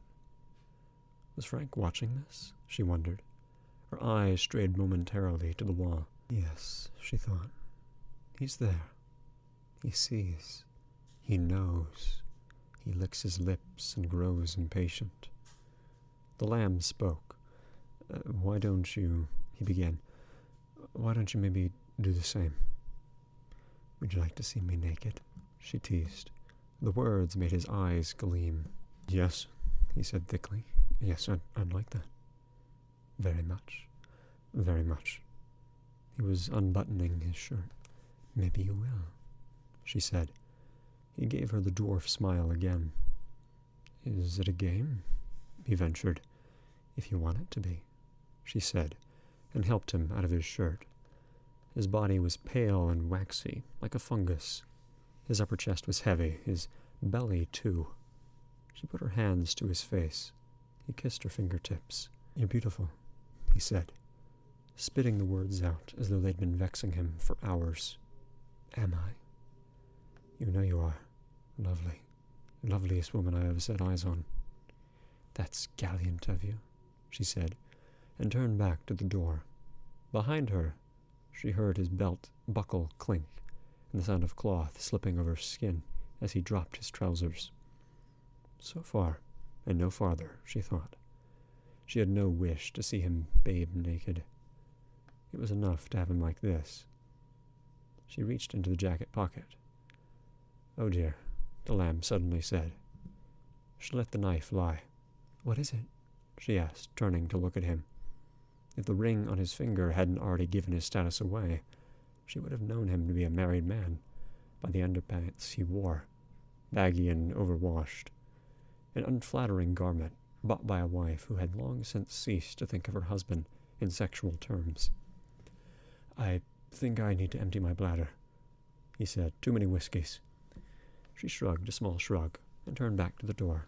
Won't be a moment, he said at her back, but her hand was in the jacket pocket before the words were out, and as he stepped towards the door, she turned on him, slaughtering knife in hand. His pace was too quick to see the blade until the very last moment, and even then, it was bemusement that crossed his face, not fear. It was a short-lived look. The knife was in him a moment after, slicing his belly with the ease of a blade in overripe cheese. She opened one cut, and then another. As the blood started, she was certain the room flickered, the bricks and mortar trembling to see spurts that flew from him. She had a breath's length to admire the phenomena, no more, before the lamb let out a wheezing curse, and instead of moving out of the knife's range, as she had anticipated, took a step toward her, knocked the weapon from her hand, and spun it across the floorboards and collided with the skirting. Then he was upon her. He put his hands into her hair and took a fistful. It seemed his intention was not violence but escape, for he relinquished his hold as soon as he pulled away from the door. She fell against the wall, looking up to see him wrestling with the door handle, his free hand clamped to his cuts.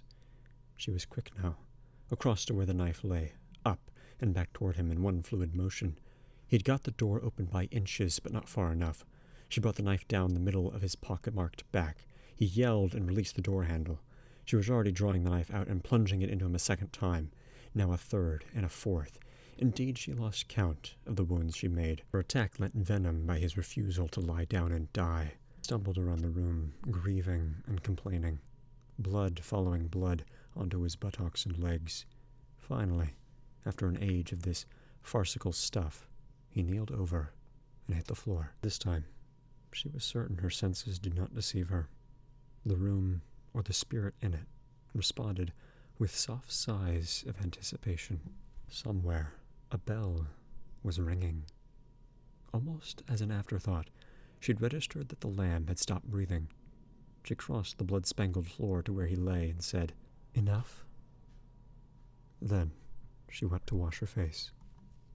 As she moved down the landing, she heard the room groan. There was no other word for it.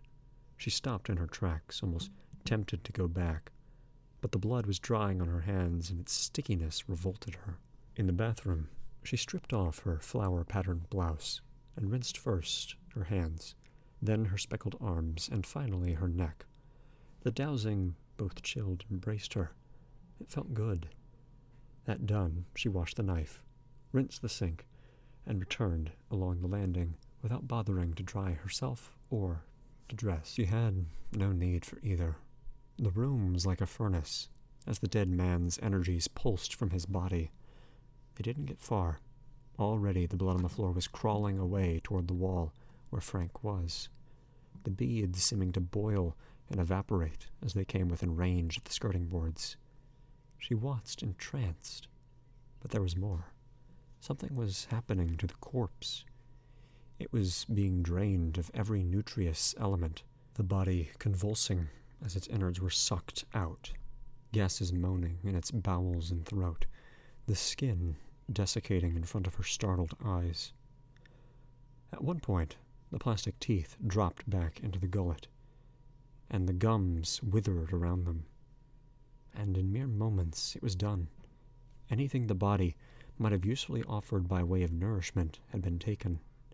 The husk that remained would not have sustained a family of fleas. She was impressed. Suddenly, the bulb began to flicker. She looked to the wall, expecting it to tremble and spit her lover from hiding. But no, the bulb went out. There was only the dim light that crept through the age-beaten blind. "Where are you?" she said. The walls remained mute. "Where are you?" Still nothing. The room was cooling. Her breasts had grown goose-flesh. She peered down at the luminous watch on the lamb's shriveled arm. It ticked away, indifferent to the apocalypse that had taken its owner.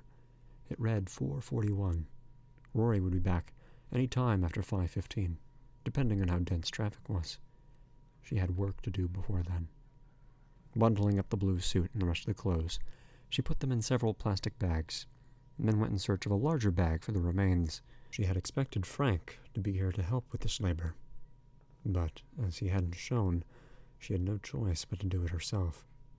When she came back to the room, the deterioration of the lamb was still continuing, though now much slowed. Perhaps Frank was still finding nutrients to squeeze from the corpse, but she doubted it. More likely, the pauperized body, sucked clean of marrow and every vital fluid, was no longer strong enough to support itself. When she had parceled it up in the bag, it was the weight of a small child, no more. Sealing the bag up, she was about to take it down to the car when she heard the front door open. The sound undammed all the panic she'd so astutely kept from herself. She began to shake. Tears pricked her sinuses. Not now, she told herself, but the feelings would simply not be suppressed any longer. In the hallway below, Rory said, "Sweetheart?" Sweetheart? She could have laughed, but for the terror. She was here. If he wanted to find her, his sweetheart, his honey bun, with her breasts newly washed, with a dead man in her arms. "Where are you?" She hesitated before replying, not certain that her larynx was the equal of deception. He called a third time, his voice changing timbre as he walked through the kitchen. It would take him a moment only to discover that she wasn't at the cooker, stirring sauce. Then he would come back and head up the stairs. She had 10 seconds, 15 at most. Attempting to keep her tread as light as possible, for fear he had heard her movements overhead, she carried the bundle to a spare room at the end of the landing, too small to be used as a bedroom, except perhaps for a child. They had used it as a dump, half-empty tea chest, pieces of furniture they had not found a place for, all manner of rubbish. Here, she laid the body to rest a while, behind an upended armchair. Then, she locked the door behind her just as Rory called from the bottom of the stairs. He was coming up. "Julia? Julia, sweetheart, are you there?" She slipped into the bathroom and consulted the mirror. It showed her a flushed portrait. She picked up the blouse she'd left hanging over the side of the bath and put it on. It smelled stale, and there was undoubtedly blood spattered between the flowers, but she had nothing else to wear. He was coming along the landing. She heard his elephantine tread. "Julia?" This time, she answered, making no attempt to disguise the tremulous quality of her voice. The mirror had confirmed what she'd feared, that there was no way she could pass herself off as undistressed. She was obliged to make a virtue of the liability. "Are you all right?" he asked her. He was outside the door. "No," she said. "I'm feeling sick." "Oh, darling." "I'll be fine in a minute." He tried the handle, but she'd bolted the door. "Can you leave me alone for a little while?" "Do you want a doctor?" "No," she told him. "No, really, but I wouldn't mind a brandy." "Brandy." "I'll be down in 2 ticks." "Whatever Madam wants," he quipped. She counted his steps as he trudged to the stairs, then descended. Once she'd calculated that he was out of earshot, she slid back the bolt and stepped onto the landing. The late afternoon light was failing quickly. The landing was a murky tunnel. Downstairs, she heard the clink of glass on glass. She moved as quickly as she dared to Frank's room. There was no sound from the gloomed interior. The wall no longer trembled, nor did distant bells toll. She pushed the door open. It creaked slightly. She had not entirely tidied up after her labors. There was dust on the floor, human dust, and fragments of dried flesh. She went down on her haunches and collected them up diligently. Rory had been right. What a perfect hausfra she made. As she stood up again, something shifted in the ever-denser shadows of the room. She looked in the direction of the movement, but before her eyes could make sense of the form in the corner, a voice said, "Don't look at me." It was a tired voice, the voice of somebody used up by events, but it was concrete. The syllables were carried on the same air that she breathed. "Frank?" she said. "Yes," came the broken voice. "It's me." From downstairs, Rory called up to her. "Are you feeling better?" She went to the door. "Much better," she responded. At her back, the hidden thing said, "Don't let him near me," the words coming fast and fierce. "It's all right," she whispered to him. Then to Rory, "I'll be with you in a minute. Put on some music, something soothing." Rory replied that he would, and retired to the lounge. "I'm only half made," Frank's voice said. "I don't want you to see me. Don't want anybody to see me. Not like this." The words were halting once more, and wretched. "I have to have more blood, Julia." "More? And soon." "How much more?" she asked from the shadows. This time she caught a better glimpse of what lay in wait there. No wonder he wanted no one to look. "Just more," he said, though the volume was barely above a whisper. There was an urgency in the voice that made her afraid. "I have to go," she said, hearing music from below. This time, the darkness made no reply. At the door, she turned back. "I'm glad you came," she said, and she closed the door. She heard a sound not unlike laughter behind her, nor unlike sobs. Chapter 7. "Kirsty, is it you?" "Yes. Who's this?" "It's Rory." The line was watery, as though the deluge outside had seeped down the phone. Still, she was happy to hear from him. He called up so seldom, and when he did, it was usually on behalf of both himself and Julia. Not this time, however. This time, Julia was the subject under discussion. "There's something wrong with her, Kirsty." He said, "I don't know what. Ill, you mean? Maybe. She's just so strange with me, and she looks terrible. Have you said anything to her?" "She says she's fine, but she isn't. I wondered if maybe she'd spoken with you. I haven't set eyes on her since your housewarming. That's another thing. She doesn't even want to leave the house. That's not like her. Do you want me to have a word with her? Would you? I don't know if it'll do any good, but I'll try. Don't say anything about me talking to you. Of course not. I'll call in at the house tomorrow." "Tomorrow. It has to be tomorrow." "Yes, I know. I'm afraid I'll lose my grip, Julia. Start slipping back. I'll give you a call from the office on Thursday. You can tell me what you make of her. Slipping back? They'll know I've gone by now. Who will? The Gash. The bastards that took me.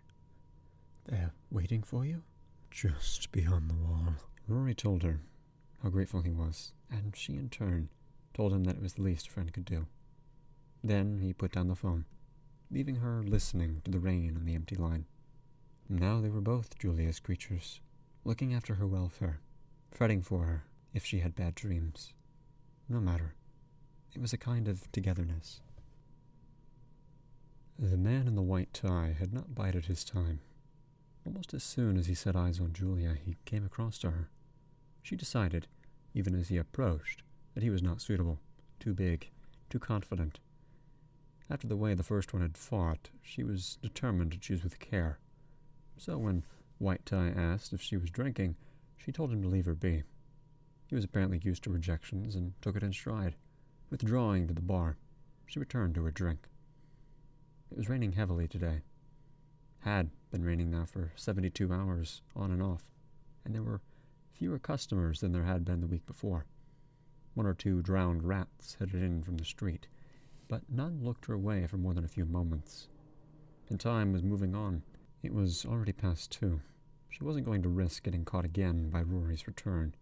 She emptied her glass and decided that this was not Frank's lucky day, then stepped out of the bar into the downpour, put up her umbrella and headed back to the car.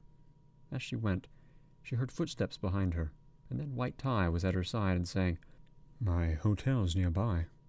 "Oh," she said, and kept on walking, but he wasn't going to be shrugged off so easily. "I'm only here for 2 days," he said. "Don't tempt me," she thought. "Just looking for some companionship," he went on. "I haven't spoken to a soul." "Is that right?" He took hold of her wrist, a grip so tight she almost cried out. That was when she knew she was going to have to kill him. He seemed to see the desire in her eyes. "My hotel?" he said. "I don't much like hotels. They're so impersonal." "Have you got a better idea?" he said to her. She had, of course. He hung his dripping raincoat on the hall stand as she offered him a drink, which he welcomed. His name was Patrick, and he was from Newcastle. "Down on business. Can't seem to get much done." "Why's that?"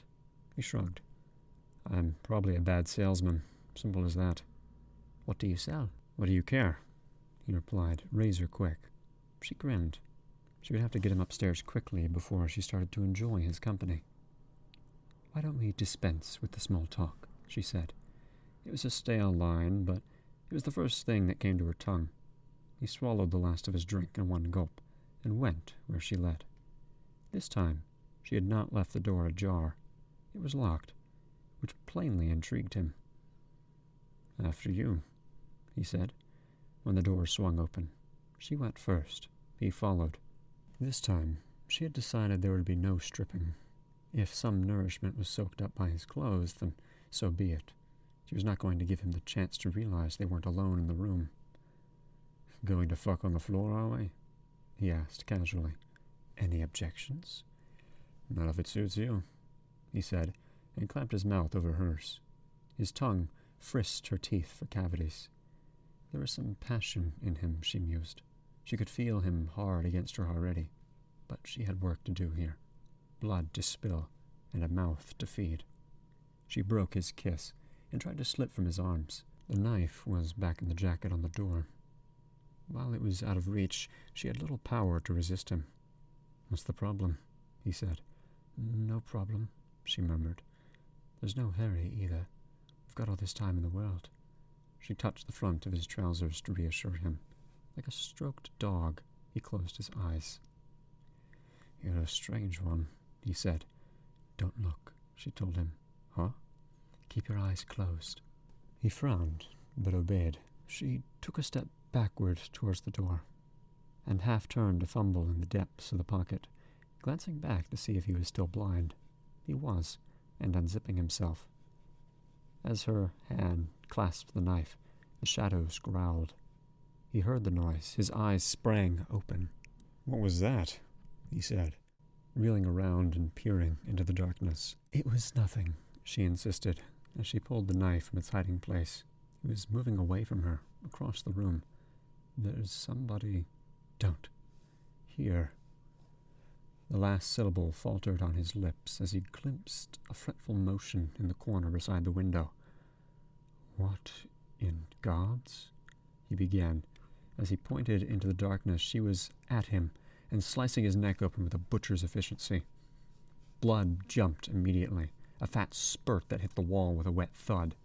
She heard Frank's pleasure, and then the dying man's complaint, long and low. His hand went up to his neck to stem the pulse, but she was at him again, slicing his pleading hand, his face. He staggered, he sobbed. Finally, he collapsed, twitching. She stepped away from him to avoid the flailing legs. In the corner of the room, she saw Frank rocking to and fro. "Good woman," he said. Was it her imagination, or was his voice already stronger than it had been, more like the voice she heard in her head 1,000 times these plundered years? The doorbell rang. She froze. "Oh, Jesus," her mouth said. "It's all right," the shadow replied. "He's as good as dead." She looked at the man in the white tie and saw that Frank was right. The twitching had all but ceased. "He's big," said Frank, "and healthy." He was moving into her sight, too greedy for sustenance to prohibit her stare. She saw him plainly now for the first time. He was a travesty, not just of humanity, of life. She looked away. The doorbell was ringing again, and for longer. "Go and answer it," Frank told her. She made no reply. "Go on," he told her, turning his foul head in her direction, his eyes keen and bright in the surrounding corruption. The bell rang a third time. "Your caller is very insistent," he said, trying persuasion where demands had failed. "I really think you should answer the door." She backed away from him, and he turned his attentions back to the body on the floor. Again, the bell. It was better to answer it, perhaps. She was already out of the room, trying not to hear the sounds Frank was making. Better to open the door to the day. It would be a man selling insurance, most likely, or Jehovah's Witness with news of salvation. Yes, she wouldn't mind hearing that. The bell rang again. "Coming," she said, hurrying now, for fear he'd leave. She had welcome on her face when she opened the door. It died immediately. "Kirsty, I was just about to give up on you. I was asleep." "Oh." Kirsty looked at the apparition that had opened the door to her. From Rory's description, she'd expected a washed-out creature. What she saw was quite the reverse. Julia's face was flushed, strands of sweat darkened hair glued to her brow. She did not look like a woman who had just risen from sleep. A bed, perhaps, but not sleep. "I just called by," Kirsty said, "for a chat." Julia made a half shrug. "Well, it's not convenient just at the moment," she said. "I see. Maybe we could speak later in the week?" Kirsty's gaze drifted past Julia to the coat stand in the hall. A man's gabardine hung from one of the pegs, still damp. "Is Rory in?" she ventured. "No," Julia said. "Of course not. He's at work." Her face hardened. "Is that what you came round for?" she said. "To see Rory?" "No, You don't have to ask for my permission, you know. He's a grown man. You two can do what the fuck you like." Kirsty didn't try to debate the point. The Volt face left her dizzied. "Go home," Julia said. "I don't want to talk to you." She slammed the door. Kirsty stood on the step for half a minute, shaking. She had little doubt of what was going on. The dripping raincoat, Julia's agitation, her flushed face, her sudden anger. She had a lover in the house. Poor Rory had misread all the signs. She deserted the doorstep and started on the path to the street. A crowd of thoughts jostled for her attention. At last, one came clear of the pack. How would she tell Rory? His heart would break. She had no doubt of that. And she, the luckless tale-teller, she would be tainted with the news, wouldn't she? She felt tears close. They didn't come, however. Another sensation, more insistent, overtook as she stepped into the pavement from the path. She was being watched. She could feel from the look on the back of her head. Was it Julia? Somehow she thought not. The lover, then. Yes, the lover. Safely out of the shadow of the house, she succumbed to the urge to turn and look. In the damp room, Frank stared through the hole he had made in the blind. The visitor, whose face he vaguely recognized, was staring up at the house, at his very window. Indeed, confident that she could see nothing of him, he stared back. He had certainly set his eyes on more voluptuous creatures, but something about her lack of glamour engaged him. Such women were, in his experience, often more entertaining company than beauties like Julia. They could be flattered or bullied into acts the beauties would never countenance, and be grateful for the attention. Perhaps she would come back, this woman. He hoped she would. Kirsty scanned the facade of the house, but it was blank.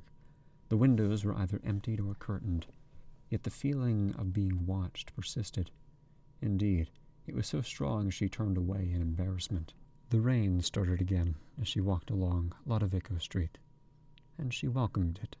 It cooled her blushes and gave way to tears that would be postponed no longer.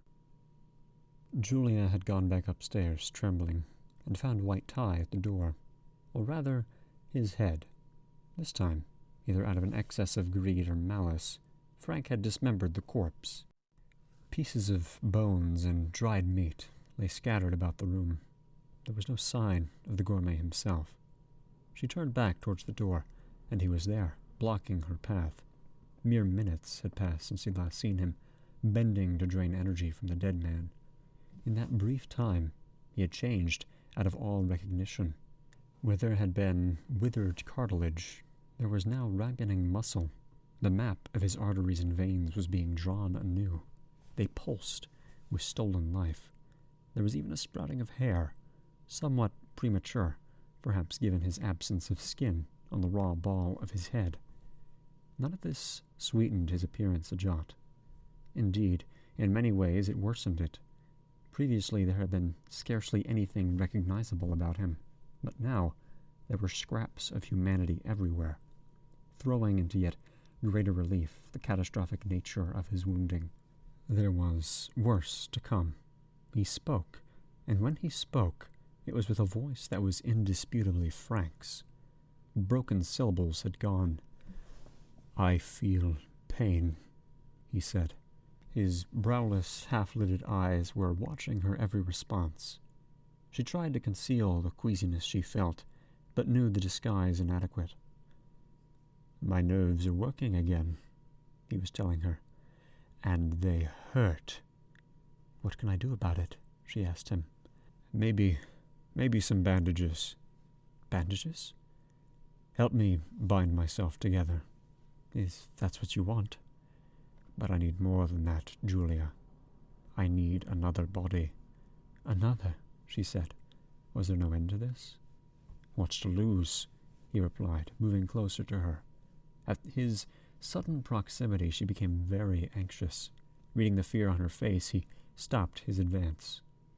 "I'll be whole soon," he promised her. "And when I am—" "I'd better clear up," she said, averting her gaze from him. "When I am, sweet Julia." "Rory will be home soon." "Rory!" He spat the name out. "My darling brother. How in God's name did you come to marry such a dullard?" She felt a spasm of anger towards Frank. "I loved him," she said, and then, after a moment of pondering, corrected herself. "I thought I loved him." His laugh only made his dreadful nakedness more apparent. "How can you ever have believed that?" he said. "He's a slug. Always was, always will be. Never had any sense of adventure. Unlike you. Unlike me." She looked down at the floor. A dead man's hand lay between them. For an instant, She was almost overwhelmed by self-revulsion. All that she had done and dreamed of doing in the last few days rose up in front of her, a parade of seductions that had ended in death.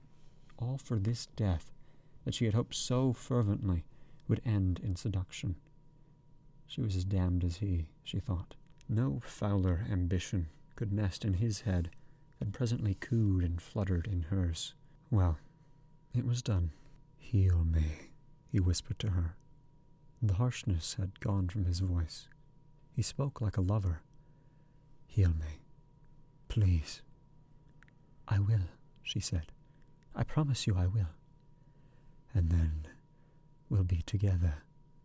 She frowned. "What about Rory?" "We're brothers under the skin," Frank said. "I'll make him see the wisdom of this, the miracle of it. You don't belong to him, Julia. Not anymore." "No," she said. It was true. "We belong to each other. That's what you want, isn't it?" "It's what I want." "You know, I think if I had you, I wouldn't have despaired," he said to her. "Wouldn't have given away my body and soul so cheaply." "Cheaply?" "For pleasure, for mere sensuality. In you, here," he moved toward her again. This time his words held her. She didn't retreat. "In you, I might have discovered some reason to live." "I'm here," she said. Without thinking, she reached across and touched him. The body was hot and damp. His pulse seemed everywhere, in every tender bud of nerve, in each burgeoning sinew. The contact excited her. It was as if, until this moment, she had never quite believed him to be real. Now, it was incontestable. She had made this man, or remade him, used her wit and her cunning to give him substance. The thrill she felt, touching this too vulnerable body, was the thrill of ownership. "This is the most dangerous time," he told her. "Before now, I could hide myself. I was practically nothing at all. But not anymore. No, I've thought of that. We must be done with it quickly. I must be strong and whole, at whatever cost. You agree?" "Of course." "After that, there'll be an end to the waiting, Julia." The pulse in him seemed to quicken at the thought. Then he was on his knees in front of her. His unfinished hands were at her hips. Then his mouth. Forsaking the dregs of her distaste, she put her hand upon his head and felt the hair, silken like a baby's, and the shell of a skull beneath. He had learned nothing of delicacy since he last held her, but to spare had taught her the fine art of squeezing blood from stones. With time, she would have love from this hateful thing, or know the reason why. Chapter 8. There was thunder that night, a storm without rain, which made the air smell of steel. Kirsty had never slept well, even as a child, though her mother had known lullabies enough to pacify nations. The girl had never found slumber easy. It wasn't that she had bad dreams, or at least none that lingered until morning. It was that sleep itself, the act of closing the eyes and relinquishing control of her consciousness, was something she was temperamentally unsuited to. Tonight, with the thunder so loud and the lightning so bright, she was happy. She had an excuse to forsake her tangled bed and drink tea and watch the spectacle from her window. It gave her time to think as well, time to turn over the problem that had vexed her since leaving the house on Lodovico Street. But she was no nearer an answer. One particular doubt nagged her. Suppose she was wrong about what she'd seen. Suppose she misconstrued the evidence, and Julia had a perfectly good explanation. She would lose Rory at a stroke. And yet, how could she remain silent? She couldn't bear to think of the woman laughing behind his back, exploiting his gentility, his naivety. The thought made her blood boil. The only other option was to wait and watch, to see if she could gain some incontrovertible evidence. If her worst suspicions were then confirmed, she would have no choice but to tell Rory all she'd seen. Yes, that was the answer. Wait and watch.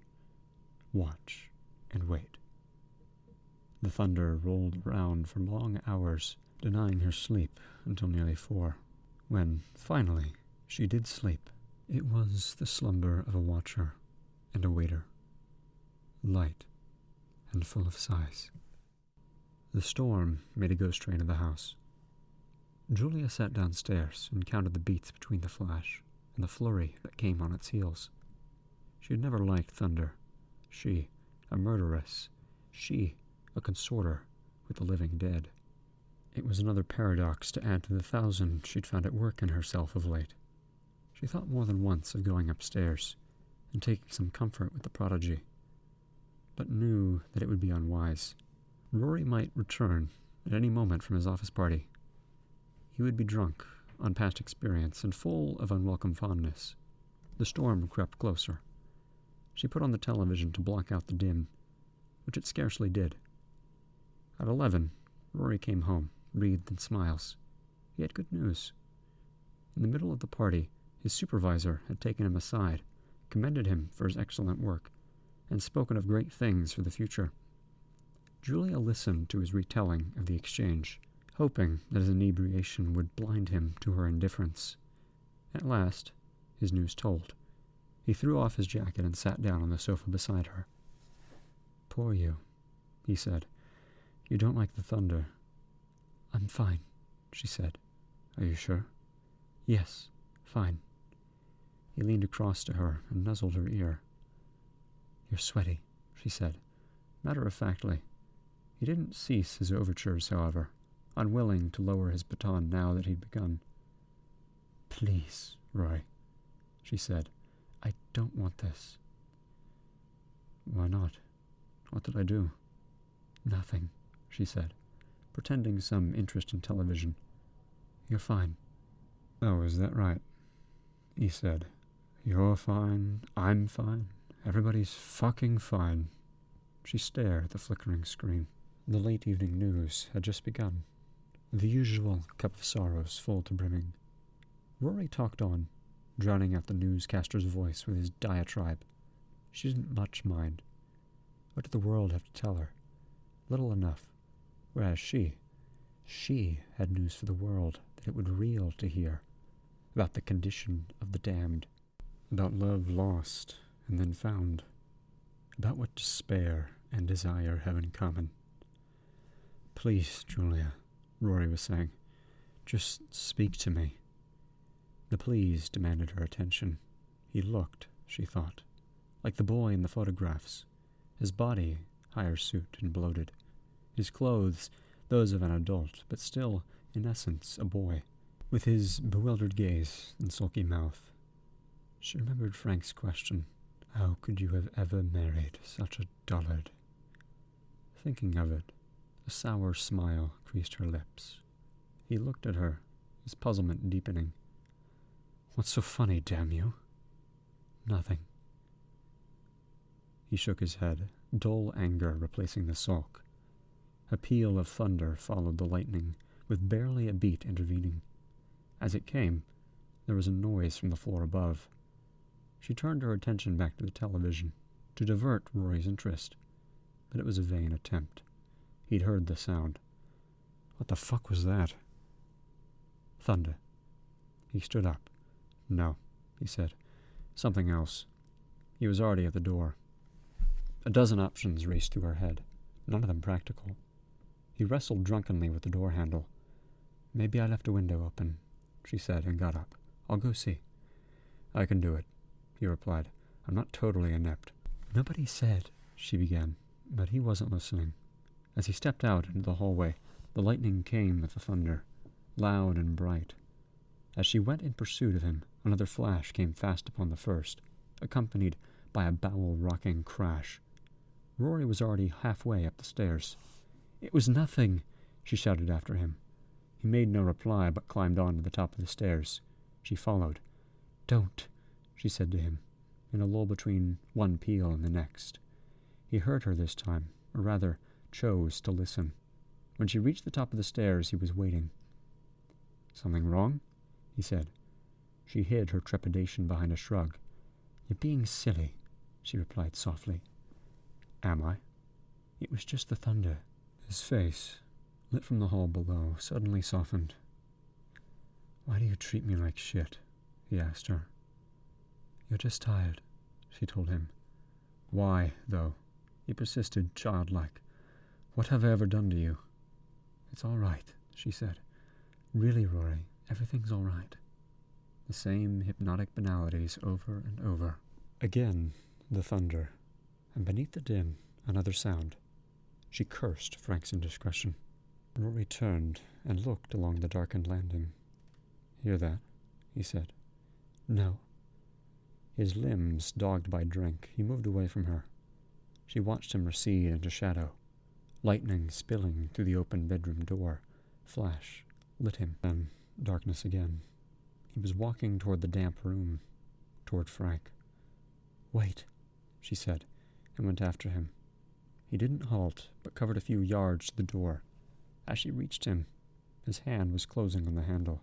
Inspired by panic, she reached out and touched his cheek. "I'm afraid," she said. He looked round at her woozily. "What of?" he asked her. She moved her hand to his lips, letting him taste the fear on her fingers. "The storm," she said. She could see the wetness in his eyes in the gloom little more. Was he swallowing the hook, or spitting it out? Then, "Poor baby," he said. "Swallowed," she elated, and reaching down, she put her hand over his and drew it from the door. If Frank so much as breathed now, all was lost. "Poor baby," he said again, and wrapped an embrace around her. His balance was not too good. He was a lead weight in her arms. "Come on," she said, coaxing him away from the door. He went with her for a couple of stumbling paces, and then lost his equilibrium.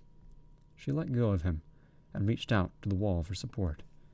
The lightning came again, and by it, she saw that his eyes had found her, and glittered. "I love you," he said, stepping across the hallway where she stood. He pressed against her, so heavily there was no resisting. His head went to the crook of her neck, muttering sweat talk into her skin.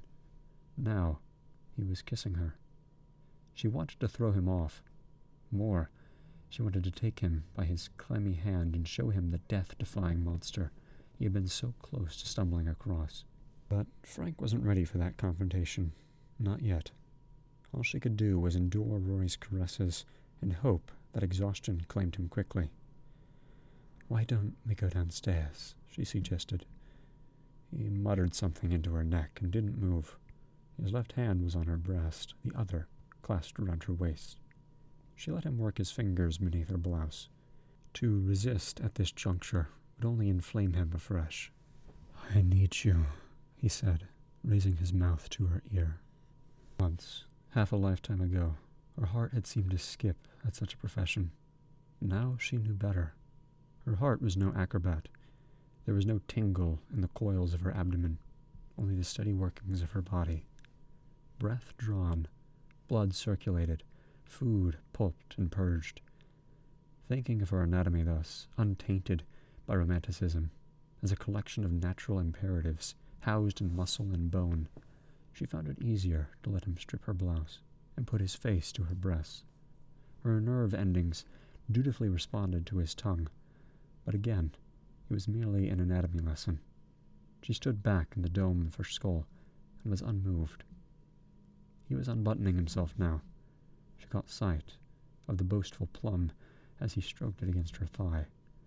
Now he opened her legs and pulled her underwear down just far enough to give him access. She made no objection, nor even a sound, as he made his entrance. His own din began almost immediately. Feeble claims to love and lust hopelessly tangled together. She half listened and let him work at his play, his face buried in her hair. Closing her eyes, she tried to picture better times, but the lightning spoiled her dreaming, As sound followed light, she opened her eyes again to see that the door of the damp room had been opened 2 or 3 inches. In the narrow gap between the door and the frame, she could just make out a glistening figure, watching them. She could not see Frank's eyes, but she felt them sharpened beyond pricking by envy and rage. Nor did she look away, but stared on at the shadow while Rory's moans increased. And at the end, one moment became another, and she was lying on the bed with her wedding dress crushed beneath her, while a black and scarlet beast crept up between her legs to give her a sample of its love. Poor baby, was the last thing Rory said as sleep overcame him. He lay on the bed still dressed. She made no attempt to strip him. When his snores were even, she left him to it and went back to the room. Frank was standing beside the window, watching the storm move to the southeast. He had torn the blind away. Lamplight washed the walls. "He heard you," she said. "I had to see the storm," he replied simply. "I needed it." "He almost found you, damn it." Frank shook his head. "There's no such thing as almost," he said, still staring out of the window. Then, after a pause, "I want to be out of here. I want to have it all again." "I know." "No, you don't," he told her. "You have no conception of the hunger I've got on me." "Tomorrow, then," she said. "I'll get another body tomorrow." "Yes, you do that. And I want some other stuff. A radio, for one. I want to know what's going on out there. And food. Proper food. Fresh bread. Whatever you need. And ginger. The preserved kind. You know, in syrup." "I know." He glanced round at her briefly, but he wasn't seeing her. There was too much world to be reacquainted with tonight. "I didn't realize it was autumn," he said, and went back to watching the storm. Chapter 9. And the first thing Kirsty noticed when she came round the corner of Lodovico Street the following day was that the blind had gone from the upper front window. Sheets of newspaper had been taped against the glass in its place. She found herself a vantage point in the shelter of a holly hedge, from which she hoped she could watch the house but remain unseen. Then she settled down for her vigil. It was not quickly rewarded. 2 hours and more went by before she saw Julia leave the house, another hour and a quarter before she returned, by which time Kirsty's feet were numb with cold. Julia had not returned alone. The man she was with was not known to Kirsty, nor indeed did he look to be a likely member of Julia's circle. From a distance he appeared to be middle-aged, stocky, balding. When he followed Julia into the house, he gave a nervous backward glance, as if fearful of voyeurs. She waited in her hiding place for another further quarter of an hour, not certain of what to do next. Did he linger here till the man emerged and challenged him? Or did she go to the house and try to talk her way inside? Neither option was particularly attractive. She decided not to decide. Instead, she would get closer to the house, to see what inspiration the moment brought. The answer was very little. As she made her way up the path, her feet itched to turn and carry her away. Indeed, she was within an ace of doing just that, when she heard a shout from within. The man's name was Sykes, Stanley Sykes. Nor was that all he'd told Julia on the way back up to the bar. She knew his wife's name, Maudie, and occupation, assistant chiropodist. She'd had pictures of the children, Rebecca and Ethan, provided for her to coo over. The man seemed to be defying her to continue the seduction. She merely smiled and told him he was a lucky man. But, once in the house, things had begun to go awry.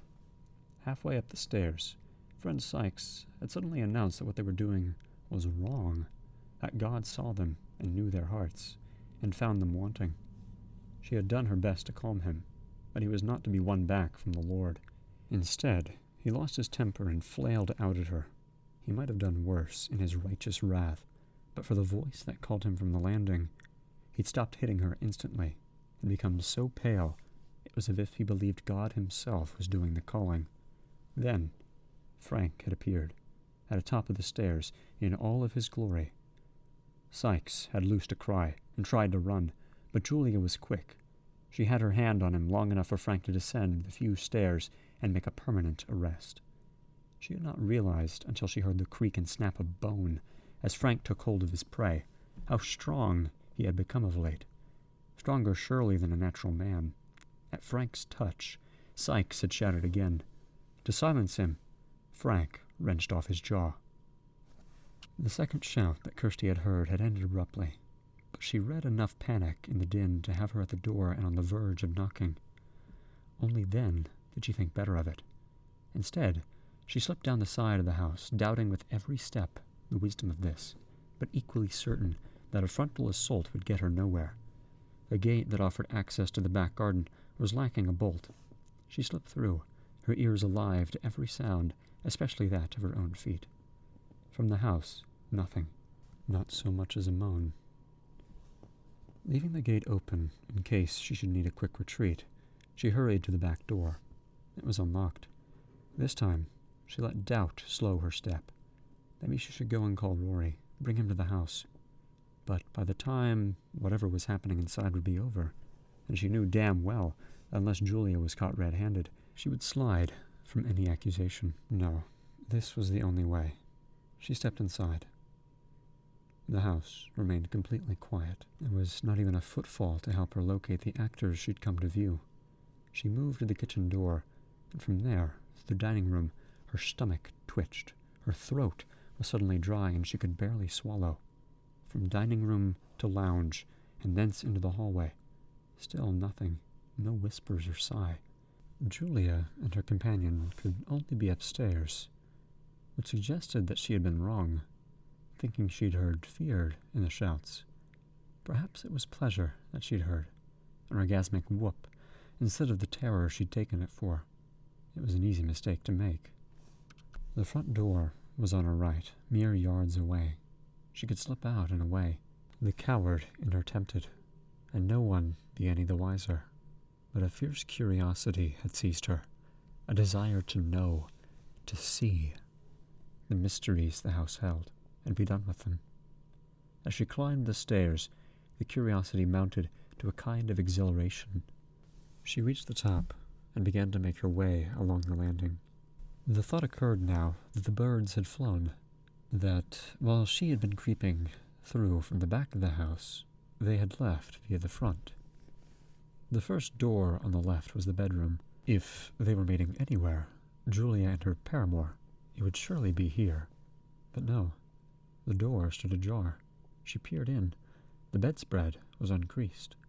Then, a misshapen cry, so near, so loud, her heart missed its rhythm. She ducked out of the bedroom to see a figure lurch from one of the rooms farther along the landing. It took her a moment to recognize the fretful man who had arrived with Julia, and only then by his clothes. The rest was changed, horribly changed. A wasting disease had seized him in the minutes since she'd seen him on the step, shriveling his flesh on the bone. Seeing Kirsty, he threw himself toward her, seeking what fragile protection she could offer.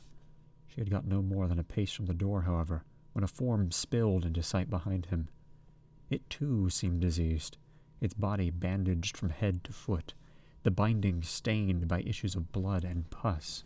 There was nothing in its speed, however, or the ferocity of its subsequent attacks that suggested sickness.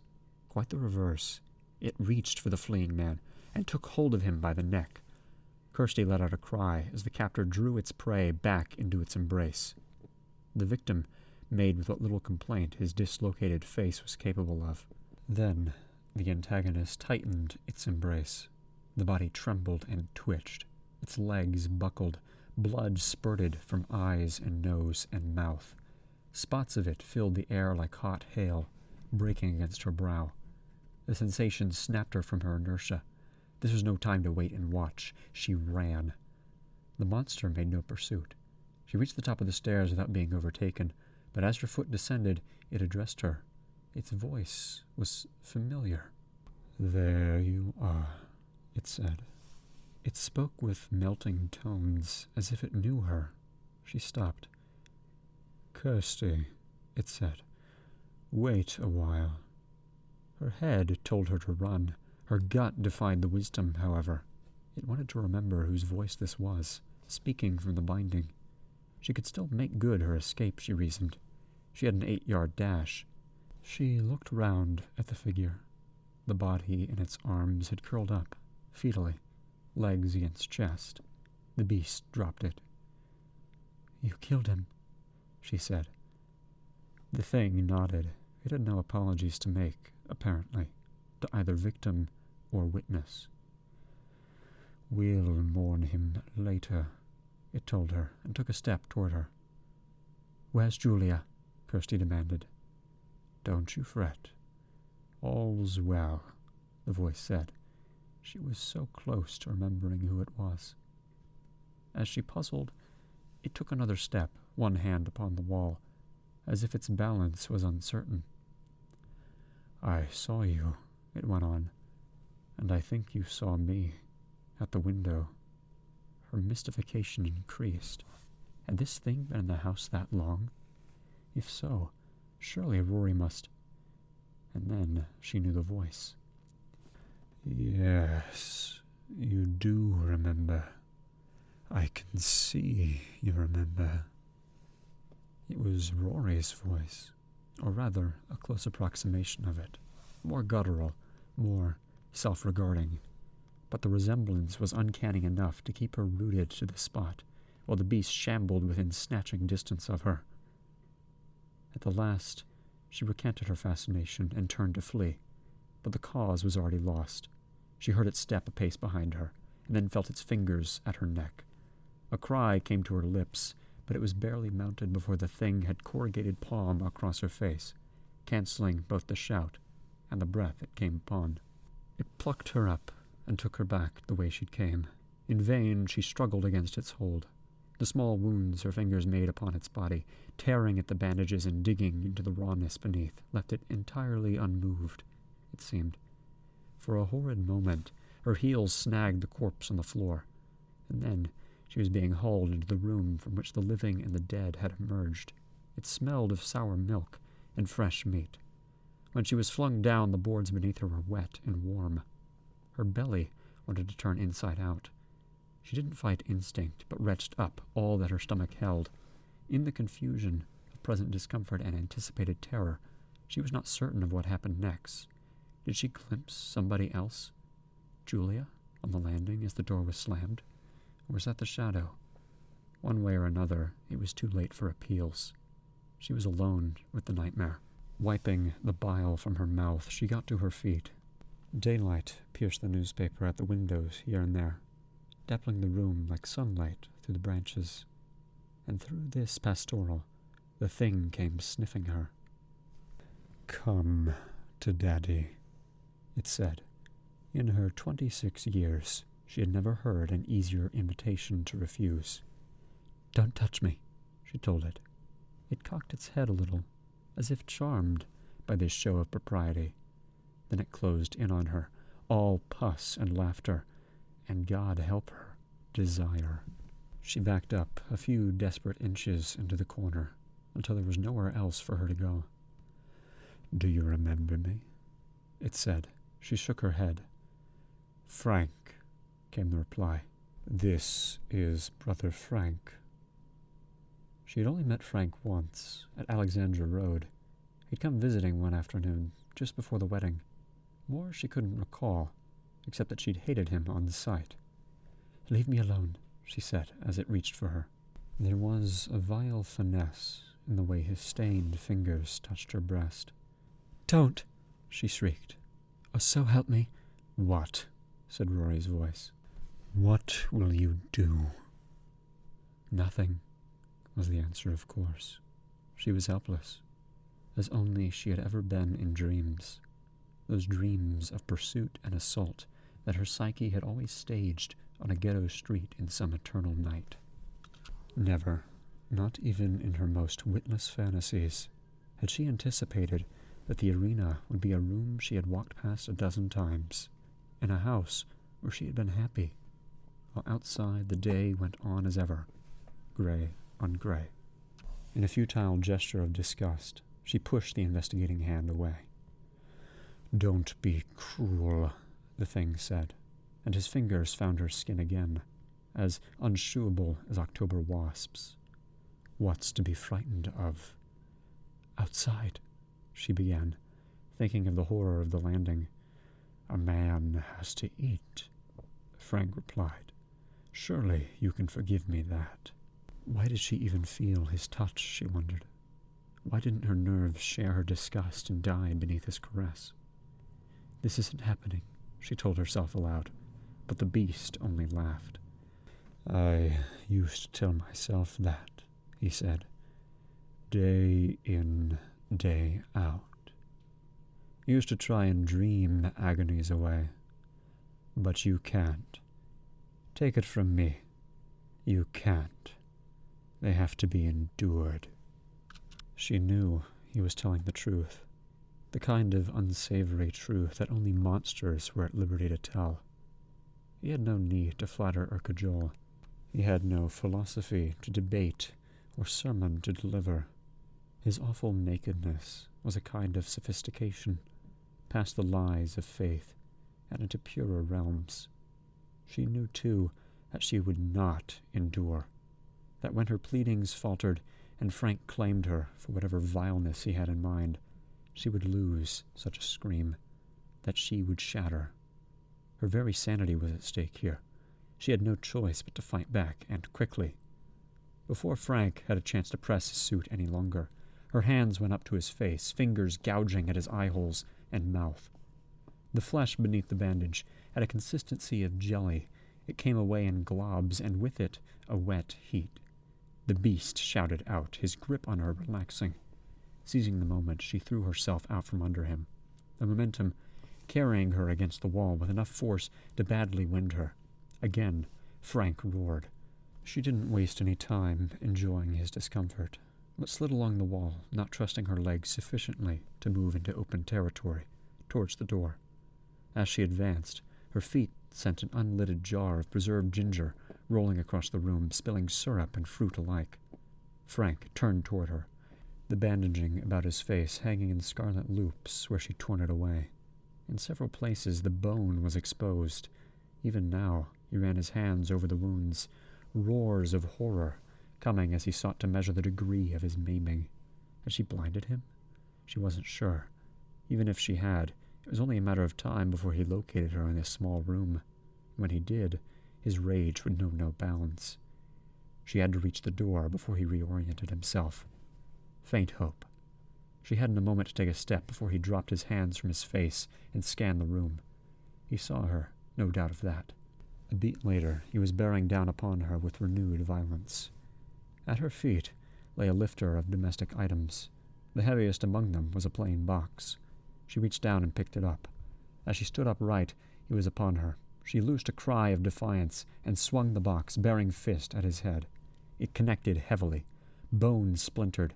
The beast tottered backward, and she launched herself toward the door. But before she reached it, the shadow swamped her once more, and she was flung backward across the room. It came in a raging pursuit. This time, he had no intention beyond the murderous. His lashes were intended to kill. That they did not was a testament less to her speed than to the imprecision of his fury. Nevertheless, 1 out of every 3 blows caught her. Gashes opened in her face and upper chest. It was all she could do to prevent herself from fainting. As she sank beneath his assault, again she remembered the weapon she'd found. The box was still in her hand. She raised it to deliver another blow, but as Frank's eyes came to rest upon the box, his assault abruptly ceased. There was a panting respite, which Kirsty had a chance to wonder if death might not be easier than further flight. Then Frank raised his arm toward her, unfurled his fist, and said, "Give it to me." He wanted his keepsake, it seemed, but she had no intention of relinquishing her only weapon. "No," she said. He made the demand a second time, and there was a distinct anxiety in his tone. It seemed the box was too precious for him to risk taking it by force. "One last time," he said to her. "Then I'll kill you. Give me the box. She weighed the chances. What had she left to lose? Say please, she said. He regarded her quizzically, a soft growl in his throat.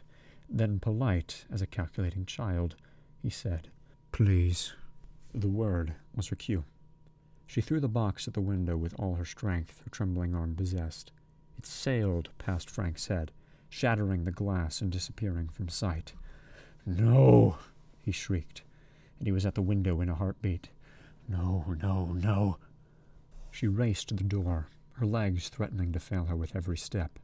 Then she was out onto the landing. The stairs almost defeated her, but she clung to the banister like a geriatric and made it to the hallway without falling. Above, there was further din. He was calling after her again, but this time she would not be caught. She fled along the hallway to the front door and flung it open. The day had brightened since she'd first entered the house, a defiant burst of sunlight before evening fell. Squinting against the glare, she started down the pathway. There was glass underfoot, and amongst the shards her weapon. She picked it up, a souvenir of her defiance, and ran. As she reached the street proper, words began to come, a hopeless babble, fragments of things seen and felt, but Lodovico Street was deserted. So she began to run, and kept running until she had put good distance between her and the bandaged beast. Eventually, wandering up on some street she didn't recognize, somebody asked her if she needed help. The little kindness defeated her, for the effort of making some coherent reply to the inquiry was too much, and her exhausted mind lost its hold on the light. Chapter 10. She woke in a blizzard, or such was her first impression. Above her, a perfect whiteness, snow on snow. She was tucked up in snow, pillowed in snow. The blankness was sickening. It seemed to fill her throat and eyes. She raised her hands in front of her face. They smelled of an unfamiliar soap, whose perfume was harsh. Now she began to focus. The walls, the pristine sheets, the medication beside the bed. A hospital. She called out for help. Hours or minutes later, she wasn't sure which, it came, in the form of a nurse who simply said, "You're awake," and went to fetch her superiors. She told them nothing when they came. She had decided in the time between the nurse's disappearance and reappearance with the doctors that this was not a story she was ready to tell. Tomorrow, maybe, she would find the words to convince them of what she'd seen. But today, if she tried to explain, they would stroke her brow and tell her to hush her nonsense, condescend to her and try to persuade her she was hallucinating. If she pressed the point, they'd probably sedate her, which would make matters worse. What she needed this time was to think. All of this she'd worked out before they arrived, so that when they asked her what had happened, she had her lies ready. It was all a fog, she told them. She could barely remember her own name. It will come back in time, they reassured her, and she replied meekly that she supposed it would. Sleep now, they said, and she told them she'd be happy to do just that, and yawned. Oh yes, said one of them as he was about to go. I forgot. He brought Frank's box from his pocket. You were holding on to this, he said. When you were found, we had the devil's own job getting it out of your hand. Does it mean anything to you? She said it didn't. The police have looked into it. There was blood on it, you see. Maybe yours, maybe not. He approached the bed. Do you want it? He asked her. Then added, It has been cleaned. Yes, she replied. Yes, please. It may jog your memory, he told her, and put it down on the bedside table. What are we going to do? Julia demanded for the 100th time. The man in the corner said nothing, nor was there any interpretable sign on his ruin of a face. What did you want with her, anyway? She asked him. You spoiled everything. Spoiled, said the monster. You don't know the meaning of spoiled. She swallowed her anger. His brooding unnerved her. We have to leave, Frank, she said, softening her tone. He threw a look across at her, white-hot ice. They'll come looking, she said. She'll tell them everything. Maybe. Don't you care? She demanded. The bandaged lump shrugged. Yes, he said. Of course. But we can't leave, sweetheart. Sweetheart. The word mocked them both, a breath of sentiment in a room that had only known pain. I can't face the world like this. He gestured to his face. Can I? He said, staring up at her. Look at me. She looked. Can I? No. No. He went back to perusing the floor. I need a skin, Julia. A skin? Then, maybe we can go dancing together. Isn't that what you want? He spoke of both dancing and death with equal nonchalance, as though one carried as little significance as the other. It calmed her, hearing him talk that way. How? She said at last. Meaning, how can skin be stolen? But also, how will our sanity survive? There are ways, said the flayed face, and blew her a kiss. Had it not been for the white walls, she might have never picked up the box. Had there been a picture to look at, the vase of sunflowers, or a view of pyramids, anything to break the monotony of the room, she would have been content to stare at it and think. But the blankness was too much. It gave her no handhold on sanity. So she reached across the table, beside the bed, and picked up the box. It was heavier than she remembered. She had to sit up in bed to examine it. There was little enough to see, no lid that she could find, no keyhole, no hinges. If she turned it over once, she turned it 100 times, finding no clue how it might be opened. It was not solid, she was certain of that, so logic demanded that there be a way into it. But where? She tapped it, shook it, pulled and pressed it, all without result. It was not until she rolled over in bed and examined it in the full glare of the lamp that she discovered some clue as to how the box was constructed. There were infinitesimal cracks in the side of the box, where one piece of the puzzle abutted the next. They would have been invisible, but that a residue of blood remained in them, tracing the complex relation of the parts. Systematically, she began to feel her way over the sides, testing her hypothesis by pushing and pulling once more. The cracks offered her a general geography of the toy. Without them, she might have wandered the 6 sides forever. But the options were significantly reduced by the clues she found. There were only so many ways the box could be made to come apart. After a time, her patience was rewarded. A click, and suddenly, one of the compartments was sliding out from beside its lacquered neighbors. Within, there was beauty. Polished surfaces which scintillated like the finest mother of pearl. Colored shadows seemed to move in the gloss. And there was music, too. A simple tune emerged from the box, played on a mechanism that she could not yet see. Enchanted, she delved further. Though one piece had been removed, the rest did not come readily. Each segment presented a fresh challenge of fingers and mind, the victories rewarded, with a further filigree added to that tune. She was coaxing the 4th section out by an elaborate series of turns and counter-turns when she heard the bell. She stopped working and looked up. Something was wrong. Either her weary eyes were playing tricks on her, or the blizzard-white walls had moved abruptly out of true. She put down the box and slipped out of bed to go to the window. The bell still rang, a solemn tolling. She drew back the curtain a few inches. It was night and windy. Leaves migrated across the hospital lawn. Moths congregated in the lamplight. Unlikely, as it seemed, the sound of the bell wasn't coming from outside. It was behind her. She let the curtain drop and turned back into the room. As she did so, the bulb in the bedside light guttered like a living flame. Instinctively, she reached for the pieces of the box. They and these strange events were intertwined somehow. As her hand found the fragments, the light blew out. She was not left alone in darkness, however, nor was she alone. There was a soft phosphorescence at the end of the bed, and in the folds a figure. The condition of its flesh beggared her imagination, the hooks, the scars, yet its voice when it spoke was not that of a creature in pain.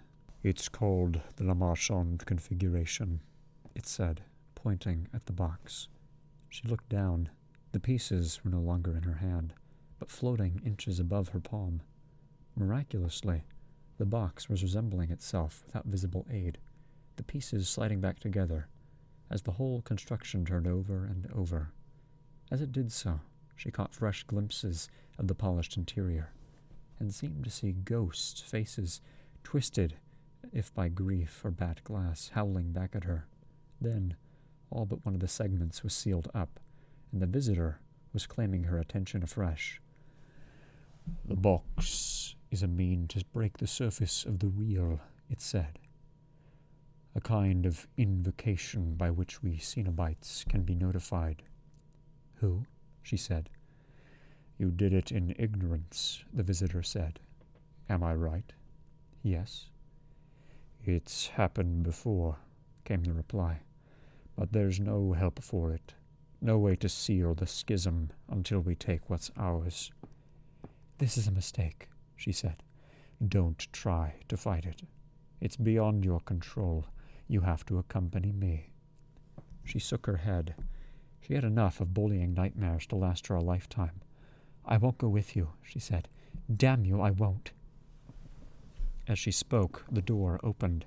A nurse she didn't recognize, a member of the night shift presumably, was standing there. "Did you call out?" she asked. Kirsty looked at the Cenobite, then back at the nurse. They stood no more than a yard apart. "She doesn't see me," it told her, "nor hear me. I belong to you, Kirsty, and you to me." "No," she said. "Are you sure?" said the nurse. "I thought I heard—" Kirsty shook her head. It was lunacy, all lunacy. "You should be in bed," the nurse chided. "You'll catch your death." The Cenobite tittered. "I'll be back in 5 minutes," said the nurse. "Please go back to sleep." And she was gone again. "We'd better go," it said. "Leave them to their patchwork, eh? Such depressing places." "You can't do this," she insisted. It moved toward her nevertheless. A row of tiny bells, depending from the scraggy flesh of its neck, tinkled as it approached. The stink it gave off made her want to heave. "Wait," she said. "No tears, please. It's a waste of good suffering." "The box," she said in desperation. "Do you want to know where I got the box?" "Not particularly." "Frank Cotton," she said. "Does the name mean anything to you? Frank Cotton?" The Cenobite smiled. "Oh yes, we know Frank." "He solved the box too, am I right?" "He wanted pleasure, until we gave it to him. Then he squirmed." "If I took you to him?" "He's alive then?" "Very much alive." "And you're proposing what? That I take him back instead of you?" "Yes, yes. Why not? Yes." The Cenobite moved away from her. The room sighed. "I'm tempted," it said. Then, "but perhaps you're cheating me. Perhaps this is a lie to buy you time." "I know where he is, for God's sake," she said. "He did this to me." She presented her slashed arms for its perusal. "If you're lying," it said, "if you're trying to squirm your way out of this—" "I'm not." "Deliver him alive to us, then." She wanted to weep with relief. "Make him confess himself, and maybe we won't tear your soul apart." Chapter 11. Rory stood in the hallway and stared at Julia. His Julia. The woman he had sworn to have and to hold till death did them part. It did not seem such a difficult promise to keep at the time. He had idolized her for as long as he could remember, dreaming of her by night, and spending the days composing love poems of wild ineptitude to her. But things had changed, and he had learned, as he watched them change, that the greatest torments were often the subtlest. There had been times of late when he would have preferred death by wild horses to itch of suspicion that had so degraded his joy. Now, as he looked at her standing at the bottom of the stairs, it was impossible for him to even remember how good things had once been. All was doubt and dirt. One thing he was glad of: she looked troubled. Maybe that meant there was a confession in the air, indiscretions that she would pour out and that he would forgive her for, in a welter of tears and understanding. "You look sad," he said. She hesitated, then said, "It's difficult, Rory." "What is?" She seemed to want to give up before she began. "What is?" he pressed. "I've so much to tell you." Her hands, he saw, was grasping the banister so tightly the knuckles burned white. "I'm listening," he said. He would love her again, if she'd just be honest with him. "Tell me," he said. "I think maybe it would be easier if I showed you," she told him, and so saying, led him upstairs. The wind that harried the streets was not warm, to judge by the way the pedestrians drew their collars up and their faces down. But Kirsty didn't feel the chill. Was it her invisible companion who kept the cold from her, cloaking her with that fire the ancients had conjured him to burn sinners in? Either that, or she was too frightened to feel anything. But then, that wasn't how she felt. She wasn't frightened. The feeling in her gut was far more ambiguous. She had opened a door, the same door Rory's brother had opened, and now she was walking with demons. And at the end of her travels, she would have her revenge. She would find the thing that had torn her and tormented her, and make him feel the powerlessness that she had suffered. She would watch him squirm. More, she would enjoy it. Pain had made a sadist of her. As she made her way along Lodovico Street, she looked round for a sign of the Cenobite, but he was nowhere to be seen. Undaunted, she approached the house. She had no plan in mind. There were too many variables to be juggled. For one, would Julia be there? And if so, how involved in all this was she? Impossible to believe that she could be an innocent bystander, but perhaps she had acted out of terror of Frank. The next few minutes might furnish the answers. She rang the bell and waited. The door was answered by Julia, in her hand a length of white lace. "Kirsty," she said, apparently unfazed by her appearance. "It's late." "Where's Rory?" were Kirsty's first words. They hadn't quite been what she'd intended, but they came out unbidden. "He's here," Julia replied calmly, as if seeking to soothe the manic child. "Is there something wrong?" "I'd like to see him," Kirsty answered. "Rory?" "Yes." She stepped over the threshold without waiting for an invitation. Julia made no objection, but closed the door behind her. Only now did Kirsty feel the chill. She stood in the hallway and shivered. "You look terrible," said Julia plainly. "I was here this afternoon," she blurted. "I saw what happened, Julia. I saw." "What was there to see?" came the reply. Her poise was unassailed. "You know." "Truly, I don't. I want to speak to Rory." "Of course," came the reply. "But take care with him, will you? He's not feeling very well."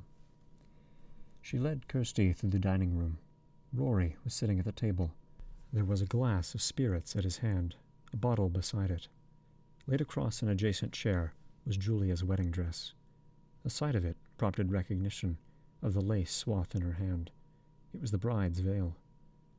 Rory looked much worse for wear. There was dried blood on his face and his hairline. The smile he offered was warm, but fatigued. "What happened?" "It's all right now, Kirsty," he said. His voice barely aspired to a whisper. "Julia told me everything, and it's all right." "No," she said. knowing that he couldn't possibly have the whole story. "You came here this afternoon. That's right. That was unfortunate. You asked me." She glanced at Julia, who was standing at the door, then back at Rory. "I did what I thought you wanted." "Yes, I know. I'm only sorry you were dragged into this terrible business." "You know what your brother's done?" she said. "You know what he summoned?" "I know enough," Rory replied.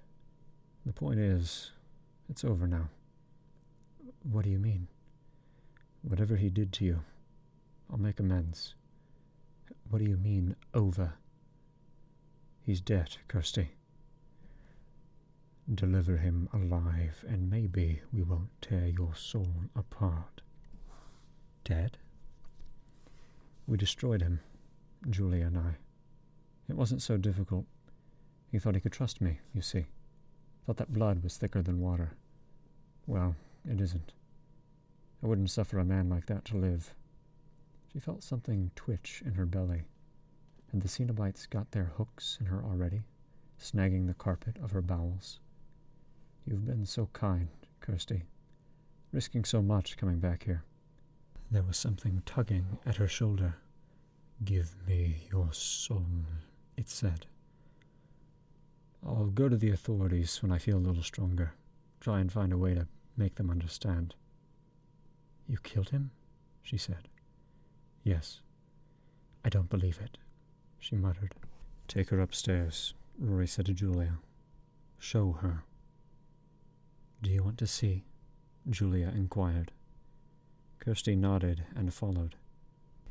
It was warmer on the landing than below, and the air greasy and grey, like filthy dishwater. The door to Frank's room was ajar. The thing that lay on the bare boards in a tangle of torn bandaging still steamed. His neck was clearly broken, hard set askew on his shoulders. He was devoid of skin from head to foot. Kirsty looked away, nauseated. "Satisfied?" Julia asked. Kirsty didn't reply, but left the room and stepped onto the landing. At her shoulder, the air was restless. "You lost," something said, close by her. "I know," she murmured. The bell had begun to ring, tolling for her. Surely. And a turmoil of wings nearby, a carnival of carrion birds. She hurried down the stairs, praying that she wouldn't be overtaken before she reached the door. If they tore her heart out, let Rory be spared this sight. Let him remember her strong, with laughter on her lips, not please. Behind her, Julia said, "Where are you going?" When there was no reply forthcoming, she went on talking. "Don't say anything to anybody, Kirsty," she insisted. "We can deal with this, Rory and me." Her voice had stirred Rory from his drink. He appeared in the hallway. The wounds Frank had inflicted looked more severe than Kirsty had first thought. His face was bruised in a dozen places, and the skin at his neck ploughed up. As she came abreast of him, he reached out and took her arm. "Julia's right," he said. "Leave it to us to report it, will you?" There were so many things she wanted to tell him at that moment, but time left room for none. The bell was getting louder in her head. Someone had looped their entrails around her neck and was pulling the knot tight. "It's too late," she murmured to Rory, and pressed his hand away. "What do you mean?" he said to her. As she covered the yards to the door, "Don't go, Kirsty. Not yet. Tell me what you mean." She couldn't help but offer him a backward glance, hoping that he would find in her face all the regrets she felt. "It's all right," he said sweetly, still hoping to heal her. "Really, it is." He opened his arms. "Come to Daddy," he said. The phrase didn't sound right out of Rory's mouth. Some boys never grew to be daddies, however many children they sired. Kirsty put out a hand on the wall to steady herself. It wasn't Rory who was speaking to her. It was Frank. Somehow, it was Frank. She held on to the thought through this mountain ding of bells, so loud now that her skull seemed ready to crack open. Rory was still smiling at her, arms extended. He was talking too, but she could no longer hear what he said. The tender flesh of his face shaped the words, but the bells drowned them out. She was thankful for that fact. It made it easier to defy evidence of her eyes. "I know who you are," she said suddenly, not certain whether her words were audible or not, but unquenchably sure that they were true. Rory's corpse was upstairs, left to die in Frank's shunned bandaging. The usurped skin was now wed to his brother's body, the marriage sealed with the letting of blood. Yes, that was it. The coils around her throat were tightening. It could only be moments before they dragged her off in desperation. She started back along the hallway toward the thing in Rory's face. "It's you," she said. The face smiled at her, undismayed. She reached out and snatched him. Startled, he took a step backward to avoid her touch, moving with graceful sloth, but somehow still managed to avoid her touch. The bells were intolerable. They were pulping her thoughts, tolling her brain tissue to dust. At the rim of her sanity, she reached again for him, and this time he did not quite avoid her. Her nails raked the flesh of his cheek, and the skin, so recently grafted, slid away like silk. The blood-buttered meat beneath came into horrid view. Behind her, Julia screamed, and suddenly the bells weren't in Kirsty's head any longer. They were in the house, in the world. The hallway lights burned dazzlingly bright, and then, their filaments overloading, went out. There was a short period of total darkness, during which time she heard a whimpering that may or may not have come from her own lips. Then it was as if fireworks were sputtering into life in the walls and floor. The hallway danced. One moment, an abattoir, the walls running scarlet. The next, a boudoir, powder blue, canary yellow. The moment following that, a ghost train tunnel, all speed and sudden fire. By one flaring light, she saw Frank moving toward her, Rory's discarded face hanging from his jaw. She avoided his outstretched arms and ducked into the front room. The hold on her throat had relaxed, she realized. The Cenobites had apparently seen the error of their ways. Soon they would intervene, surely, and bring an end to this farce of mistaken identities. She would not wait to see Frank claimed, as she'd thought of doing. She'd had enough. Instead, she'd flee the house by the back door and leave them to it. Her optimism was short-lived. The fireworks in the hall threw some light ahead of her into the living room, enough to see that it was already bewitched. There was something moving over the floor, like ash before wind, and chains cavorting in the air. Innocent she might be, but the forces loose here were indifferent to such trivialities. She sensed that to take another step would invite atrocities. Her hesitation put her back within Frank's reach, but as he snatched at her, the fireworks in the hallway faltered, and she slipped away from him under the cover of darkness. The respite was all too brief. New lights were already blooming in the hall, and he was after her afresh, blocking her route to the front door. Why didn't they claim him, for God's sake? Hadn't she brought them here as she'd promised, and unmasked him? Frank opened his jacket. In his belt was a bloodied knife, doubtless the flaying edge. He pulled it out and pointed it at Kirsty. "From now on," he said as he stalked her, "I'm Rory." She had no choice but to back away from him. The door, escape, sanity, receding with every step. "Understand me? I'm Rory now, and nobody's ever going to know any better." Her heel hit the bottom of the stair, and suddenly there were other hands on her, reaching through the banisters and seizing fistfuls of her hair. She twisted her head round and looked up. It was Julia, of course, face slack, all passion consumed. She wrenched Kirsty's head back, exposing her throat as Frank's knife gleamed toward it. At the last moment, Kirsty reached up above her head and snatched hold of Julia's arm, wrenching her from the perch on the third or fourth stair. Losing both her balance and her grip on her victim, Julia let out a shout and fell, her body coming between Kirsty and Frank's thrust. The blade was too close to be averted. It entered Julia's side to the hilt. She moaned, then reeled away down the hall, the knife buried in her. Frank scarcely seemed to notice.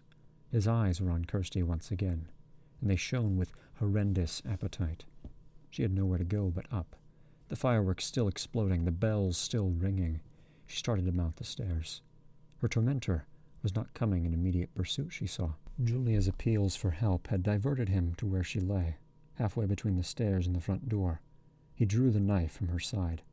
She cried out in pain, and, as if to assist her, he went down on his haunches beside her body.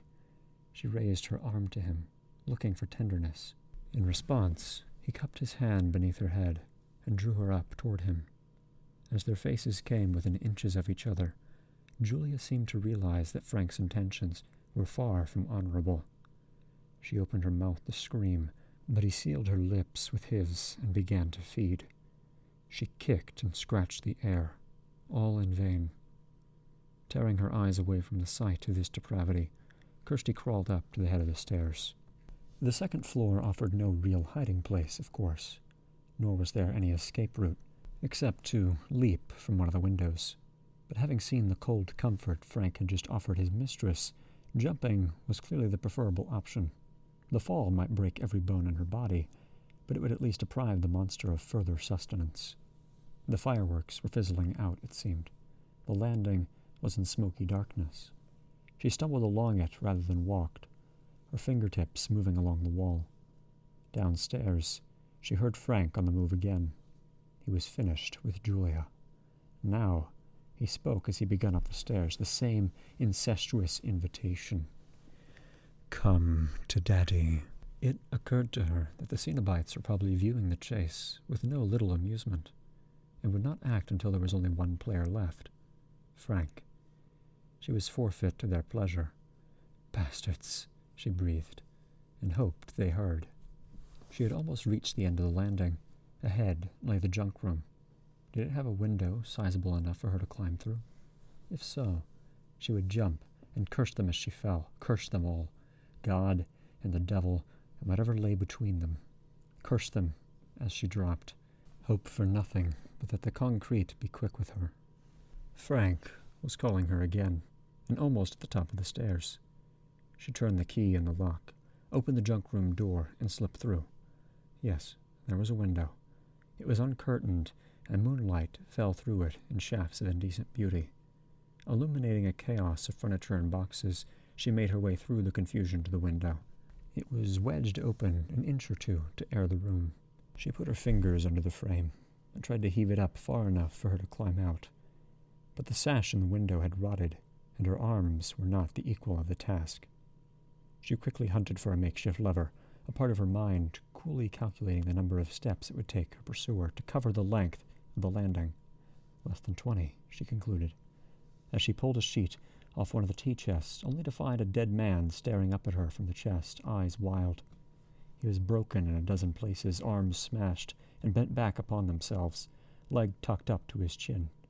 As she went to cry out, she heard Frank at the door. "Where are you?" he inquired. She clamped a hand over her face to stop the cry of revulsion from coming. As she did so, the door handle turned. She ducked out of sight behind a felled armchair, swallowing her scream. The door opened. She heard Frank's breath, slightly labored, heard the hollow pad of his feet on the boards, and the sound of the door being pulled to again. It clicked. Silence. She waited for a count of 13, then peeped out of hiding, half expecting him to still be in the room with her, waiting for her to break cover. But no, he'd gone. Swallowing the breath her cry had been mounting upon had brought an unwelcome side effect. Hiccups. The first of them, so unexpected that she had no time to subdue it, sounded gun-crack loud, but there was no returning step from the landing. Frank, it seemed, was already out of earshot. As she returned to the window, skirting the tea-chest coffin, a second hiccup startled her. She silently reprimanded her belly, but in vain. The third and fourth came unbidden, while she wrestled once more to lift the window. That, too, was a fruitless effort. It had no intention of compliance. Briefly, she contemplated breaking the glass and yelling for help, but rapidly discarded the idea. Frank would be eating out her eyes before the neighbors had even shaken off sleep.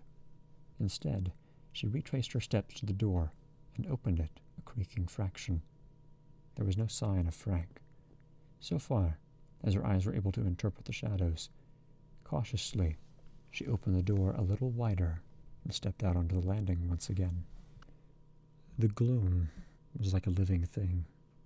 It smothered her with murky kisses. She advanced 3 paces without incident, then a 4th. On the 5th, her lucky number, her body took a turn for the suicidal. She hiccuped, her hand too tardy to reach her mouth before the din was out. This time, it did not go unheard. "There you are," said a shadow, and Frank slipped from the bedroom to block her path. He was vaster for his meal. He seemed as wide as the landing, and he stank of meat. With nothing to lose, she screamed blue murder as he came at her. He was unshamed by her terror. With inches between her flesh and his knife, she threw herself sideways and found that the 5th step had brought her abreast of Frank's room. She stumbled through the open door. He was after her in a flash, crowning his delight. There was a window in this room, she knew. She'd broken it herself, mere hours before. But the darkness was so profound she might have been blindfolded. Not even a glimmer of moonlight to feed her sight. Frank was equally lost, it seemed. He called after her in this pitch, the whine of his knife accompanying his call as he slit the air, back and forth, back and forth.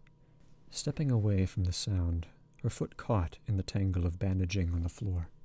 Next moment, she was toppling. It wasn't the boards she fell heavily upon, however, but the greasy bulk of Rory's corpse. It won a howl of horror from her. "There you are," said Frank. The knife slices were suddenly closer, inches from her head, but she was deaf to them.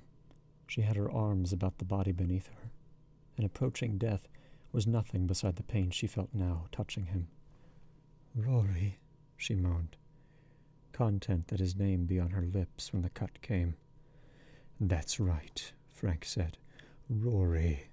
Somehow, the theft of Rory's name was as unforgivable as stealing his skin, or so grief told her. A skin was nothing. Pigs had skins. Snakes had skins. They were knitted of dead cells, shed and grown, and shed again. But a name, that was a spell which summoned memories. She would not let Frank usurp it. "Rory's dead," she said. The words stung her, and with its sting, the ghost of a thought. "Hush, baby," he told her. Suppose the Cenobites were waiting for Frank to name himself. Hadn't the visitor in the hospital said something about Frank confessing? "You're not Rory," she said. "We know that," came the reply, "but nobody else does." "Who are you, then?" "Poor baby. Losing your mind, are you? Good thing, too." "Who, though?" "It's safer that way." "Who?" "Hush, baby," he said. He was stooping to her in the darkness, his face within inches of her. "Everything's going to be as right as rain." "Yes?" "Yes. Frank's here, baby." "Frank?" "That's right. I'm Frank." So saying, he delivered the killing blow. But she had heard it coming in the darkness and dodged its benediction. A second later, the bell began again, and the bare bulb in the middle of the room flickered to life. By it, she saw Frank beside his brother, the knife buried in the dead man's buttock. As he worked it out of the wound, he set his eyes on her afresh. Another chime, and he was up, and would have been at her, but for the voice. It said his name lightly, as if calling a child out to play. Frank. His face dropped for the second time that night. A look of puzzlement flitted across it, and at its heels, horror. Slowly, he turned his head round to look at the speaker. It was the Cenobite, its hooks sparkling. Behind it, Kirsty saw 3 other figures, their anatomies catalogues of disfigurement. Frank threw a glance back at Kirsty. "You did this," he said. She nodded. "Get out of here," said one of the newcomers. "This isn't your business now." "Whore," Frank screeched at her. "Bitch. Cheating fucking bitch." The hail of rage followed her across the room to the door. As her palm closed around the door handle, she heard him coming after her, and turned to find that he was standing less than a foot from her, the knife a hair's breadth from her body. But there he was fixed, unable to advance another millimeter. They had their hooks in him, the flesh of his arms and legs, and curled to the meat of his face. Attached to the hooks, chains, which they held taut. There was a soft sound, as his resistance drew the barbs through his muscle. His mouth was dragged wide, his neck and chest plowed open. The knife dropped from his fingers. He expelled a last, incoherent curse at her, his body shuddering now as he lost his battle with their claim upon him. Inch by inch, he was drawn back toward the middle of the room. "Go," said the voice of the Cenobite. She could see them no longer. They were already lost behind the blood-flecked air.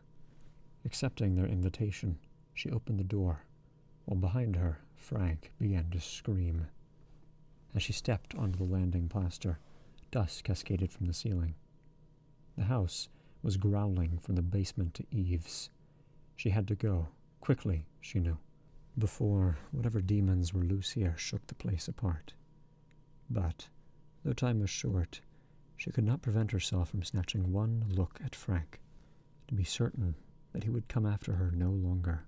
He was in extremis, hooked through in a dozen or more places, fresh wounds gouged in him even as she watched. Spread eagle beneath a solitary bulb, body whole to the limits of its endurance and beyond. He gave vent to shrieks that would have won pity from her, had she not learned better. Suddenly, his cries stopped. There was a pause, and then, in one last act of defiance, he cranked his heavy head and stared at her, meeting her gaze with eyes from which all bafflement and all malice had fled. They glittered as they rested on her, pearls and opal. In response, the chains were drawn an inch tighter, but the Cenobites gained no further cry from him. Instead, he put his tongue out at Kirsty and flicked it back and forth across his teeth in gesture of unrepentant lewdness. Then he came unsewn. His limbs separated from his torso and his head from his shoulders. In a welter of bone shards and heat, she threw the door closed, as something thudded against it from the other side. His head, she guessed. Then she was staggering downstairs, with wolves howling on the walls, and bells in turmoil, and everywhere, thickening the air like smoke, the ghost of wounded birds, sewn wing tip to wing tip, and lost to flight. She reached the bottom of the stairs and began along the hallway to the front door. But as she came within spitting distance of freedom, she heard somebody call her name. It was Julia. There was blood on the hall floor, marking a trail from a spot where Frank had abandoned her, through into the dining room. "Kirsty," she called again. It was a pitiable sound, and despite the wing-choked air, she could not help but go in pursuit of it, stepping through into the dining room. The furniture was smoldering charcoal. The ash that she glimpsed was a foul-smelling carpet, and there, in the middle of this domestic wasteland, sat a bride. By some extraordinary act of will, Julia had managed to put her wedding dress on and secure her veil upon her head. Now, she sat in the dirt, the dress besmirched, but she looked radiant nonetheless, more beautiful indeed, for the fact of the ruin that surrounded her. "Help me," she said, and only now did Kirsty realize that the voice she heard was not coming from beneath the lush veil, but from the bride's lap. And now the copious folds of the dress were parting, and there was Julia's head set on a pillow of scarlet silk, and framed with fall of auburn hair, bereft of lungs. How could it speak? It spoke, nevertheless. "Kirsty," it said. It begged and sighed, and rolled back and forth in the bride's lap, as if it hoped to unlodge its reason. Kirsty might have aided it, might have snatched the head up and dashed out its brains, but that the bride's veil had started to twitch, and was rising now, as if plucked at by invisible fingers. Beneath it, a light flickered and grew brighter, and brighter yet, and with the light, a voice. "I am the engineer," it sighed. No more than that. Then the fluted folds rose higher, and the head beneath gained the brilliance of a minor sun. She did not wait for the blaze to blind her. Instead, she backed out into the hallway, the birds almost solid now, the wolves insane, and flung herself at the front door, even as the hallway ceiling began to give way. The night came to meet her, a clean darkness. She breathed it in greedy gulps as she departed the house at a run. It was her second such departure. God help her, her sanity, that there ever be a third. At the corner of Lodovico Street, she looked back. The house had not capitulated to the forces unleashed within. It stood now, as quiet as a grave, no quieter. As she turned away, somebody collided with her. She yelped with surprise, but the huddled pedestrian was already hurrying away into the anxious murk that preceded morning. As the figure hovered on the outskirts of solidity, it glanced back, and its head flared in the gloom, a cone of white fire. It was the engineer. She had no time to look away. It was gone again in one instant, leaving its glamour in her eye. Only then did she realize the purpose of the collision. Lemarchand's box had been passed back to her, and sat in her hand. Its surfaces had been immaculately resealed, and polished to a high gloss. Though she did not examine it, she was certain there would be no clue to its solution left. The next discoverer would voyage its faces without a chart, and until such time, was she elected its keeper? Apparently so. She turned it over in her hand. For the frailest of moments, she seemed to see ghosts in the lacquer, Julia's face and that of Frank. She turned it over again, looking to see if Rory was held here. But no, wherever he was, it wasn't here. There were other puzzles, perhaps, that if solved, gave access to the place where he lodged. A crossword, maybe, whose solution would lift the hatch of the Paradise Garden, or a jigsaw, in the completion of which lay access to Wonderland. She would wait and watch, as she had always watched and waited, hoping that such a puzzle would one day come to her. But if it failed to show itself, she would not grieve too deeply, for fear that the mending of broken hearts be a puzzle neither wit nor time had the skill to solve.